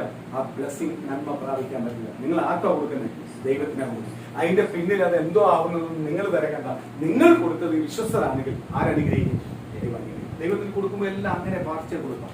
കർത്താവ് ഇതിന്റെ ഇരട്ടി ഇടാനുള്ള കൃപ എനിക്ക് താ. അപ്പോൾ ദൈവം എന്ത് ചെയ്യും? നിന്റെ വർധനവും വർദ്ധിക്കും, നിന്റെ വരുമാനം വർദ്ധിക്കും. ദൈവം എന്ത് ചെയ്യും? ഇരട്ടിയാൻ തന്നെ അനുഗ്രഹിക്കും. ഞാൻ ഇന്ന് മടക്കുന്നു കർത്താവ്, എനിക്ക് മടക്കാനല്ല, ഇച്ചിരൂടും എല്ലാം മടക്കുന്ന രീതിയിൽ ആ ഒരു പറച്ചിലോട് മടക്കിയാൽ സഭ പിന്നെയും വർദ്ധിക്കും. ദൈവം എന്ത് ചെയ്യും? ദൈവജനത്തെ ദൈവത്തിന്റെ മഹത്വം. അങ്ങനെ ഓരോ കാര്യത്തിനാണ് നീ കൊടുക്കുമ്പോൾ, നീ ചെയ്യുമ്പോൾ കർത്താവിന്റെ സന്നിധി പറയണം. അതുപോലെ ഒരിടത്ത് ജോലിക്ക് ഇരിക്കുമ്പോൾ കർത്താവെ ഞാൻ ഈ ചെയ്യുന്ന ജോലി ഇരട്ടിയാവും. അപ്പോൾ നിന്റെ നിന്റെ യജമാനൻ എന്ത് ചെയ്യും? അതിന്റെ ഓണർ എന്ത് ചെയ്യും? ഇരട്ടി നന്മയുണ്ടാവും. ആ നന്മ ഇരട്ടിയാവുമ്പോൾ നിന്റെ നന്മയ്ക്ക് എന്ത് ചെയ്യും? ഇരട്ടി. നീ ചെയ്യുന്ന എല്ലാം വലിയ ഇരട്ടിയാവും എന്ന് പറഞ്ഞ് പ്രാർത്ഥിക്കുന്ന ഒരു വ്യക്തിയാണ് ദൈവത്തിന്. അല്ല ദൈവസ്ഥാനയിൽ തന്നെ താഴ്ക്കാതെ, ദൈവസ്ഥാനയിൽ അമികലൽ പുറകുറുക്കുന്നതിനെ ഒന്നും ദൈവത്തിന് വേണം. ദൈവം എന്തു പറയുന്നു അത് വിശ്വസ്തയോട് ചെയ്യും എങ്കിൽ ദൈവത്തിന്റെ മഹത്വമാണ്. നമുക്ക് കണ്ണുകളടയ്ക്കാൻ പ്രാർത്ഥിക്കാം. ദൈവസ്ഥാനിലേക്ക് ഒന്ന് പൂർണ്ണമായി എത്തിച്ചു. കർത്താവേ, ഞാനും പുറകുറുത്തിട്ടുണ്ട്. പലപ്പോഴും ദൈവസ്ഥാനയിൽ ഞങ്ങൾ പ്രാർത്ഥിക്കുമ്പോൾ അല്ലെങ്കിൽ ഞങ്ങളുടെ പ്രവൃത്തിയിൽ ഞങ്ങളുടെ ജീവിതത്തിനകത്ത് ഞങ്ങൾ ഒരുപാട് പുറകുറുത്തിട്ടുണ്ട്. സർവശക്തനായ ദൈവമേ, ഞങ്ങളോട് ക്ഷമിക്കാനാണ്. ദൈവമേ കർത്താവ്, ഈ ദേശത്തുള്ള ദൈവമക്കളെ നമ്മെ എല്ലാവരെയും അനുഗ്രഹിക്കട്ടെ. ദൈവം എല്ലാവരെയും വിടിവിക്കട്ടെ. രോഗിയായിരിക്കുന്നവർക്ക് സൗഖ്യമുണ്ടാവും. ദൈവമേ വചനങ്ങളും പ്രവചനങ്ങളും നിവർത്തിയാവട്ടെ. അവരുടെ ശമ്പളങ്ങൾ, അവർക്ക് ആരോഗ്യം, ബലവും ആയുസ്സും എല്ലാം ദൈവം പകരട്ടെ. ദൈവം ഓരോ ദൈവമക്കളെ അനുഗ്രഹിക്കട്ടെ കർത്താവ്. സഭയെ അനുഗ്രഹിക്കട്ടെ കർത്താവ്. ഈ യൂട്യൂബ് ചാനൽ ശ്രദ്ധിക്കുന്ന ഓരോ കുടുംബത്തിലും ദൈവത്തിന്റെ മഹത്വം വെളിപ്പെടട്ടെ. ദൈവത്തിന്റെ കൃപ വെളിപ്പെടട്ടെ. ദൈവസ്ഥനെ വിശ്വസ്തരായിട്ടിരിക്കട്ടെ. ദൈവസ്ഥനെ വിശ്വസ്തരായിട്ടിരിക്കട്ടെ. ഞാൻ എന്നുള്ള ഭാവമെല്ലാം ഒന്ന് കളയട്ടെ. ദൈവം ഞാനല്ല, എന്റെ ഉപ്പാട്ടി ഒരുപാട് പേർ ദൈവത്തിന് വേണ്ടി നിൽക്കുന്നുണ്ട്. ദൈവത്തിന് വേണ്ടി അതേപോലെ എനിക്ക് നിൽക്കണം. ദൈവത്തിന്റെ അപ്പോസ്തലന്മാര് നിന്നതുപോലെ, ദൈവത്തിന്റെ അപ്പോസ്തലന്മാര് ജീവിച്ചതുപോലെ, ദൈവത്തിന്റെ പിതാക്കന്മാര് ജീവിച്ചതുപോലെ ദൈവസ്ഥനയിൽ ഞങ്ങൾക്ക് വിശ്വസ്തയോടെ ജീവിക്കാൻ കഴിയണം. അതിനൊരു വലിയ കൃപതയോ ഞങ്ങൾ മേൽ പകരണം. ഇന്ന് പ്രിയ ദൈവമക്കളെ പ്രകാരം പാർട്ടി ശബകമന അധികമന രുതമന രിതന അസ്തവരകമന രീതമന ദൈവാത്മാവിന്റെ വലിയ കരം തൊടട്ടെ. ഓരോ കുടുംബത്തിനകത്ത് തൊടട്ടെ. ഓരോ വ്യക്തിയുടെ പേര് തൊടട്ടെ. ആ ദൈവത്തിന്റെ വലിയ ശക്തി കടങ്ങട്ടെ. ഓരോരുത്തരും ദൈവത്തിന്റെ ദൂതുകൾ പ്രാപിക്കട്ടെ. ദൈവത്തിന്റെ വാർത്തകൾ പ്രാപിക്കട്ടെ. ഓരോ കുടുംബത്തിനകത്ത് ദൈവത്തിന്റെ കൃപ വെളിപ്പെടട്ടെ. ഓരോ കുടുംബം ദൈവത്തിന്റെ അനുഗ്രഹത്തെ പ്രാപിക്കുവാൻ, ദൈവത്തിന്റെ വംശത്തെ പ്രാപിക്കാൻ ദൈവം കൃപയേറിക്കട്ടെ കർത്താവ്. യേശുവെ ഒരുക്കുന്ന ദൈവത്തിന്റെ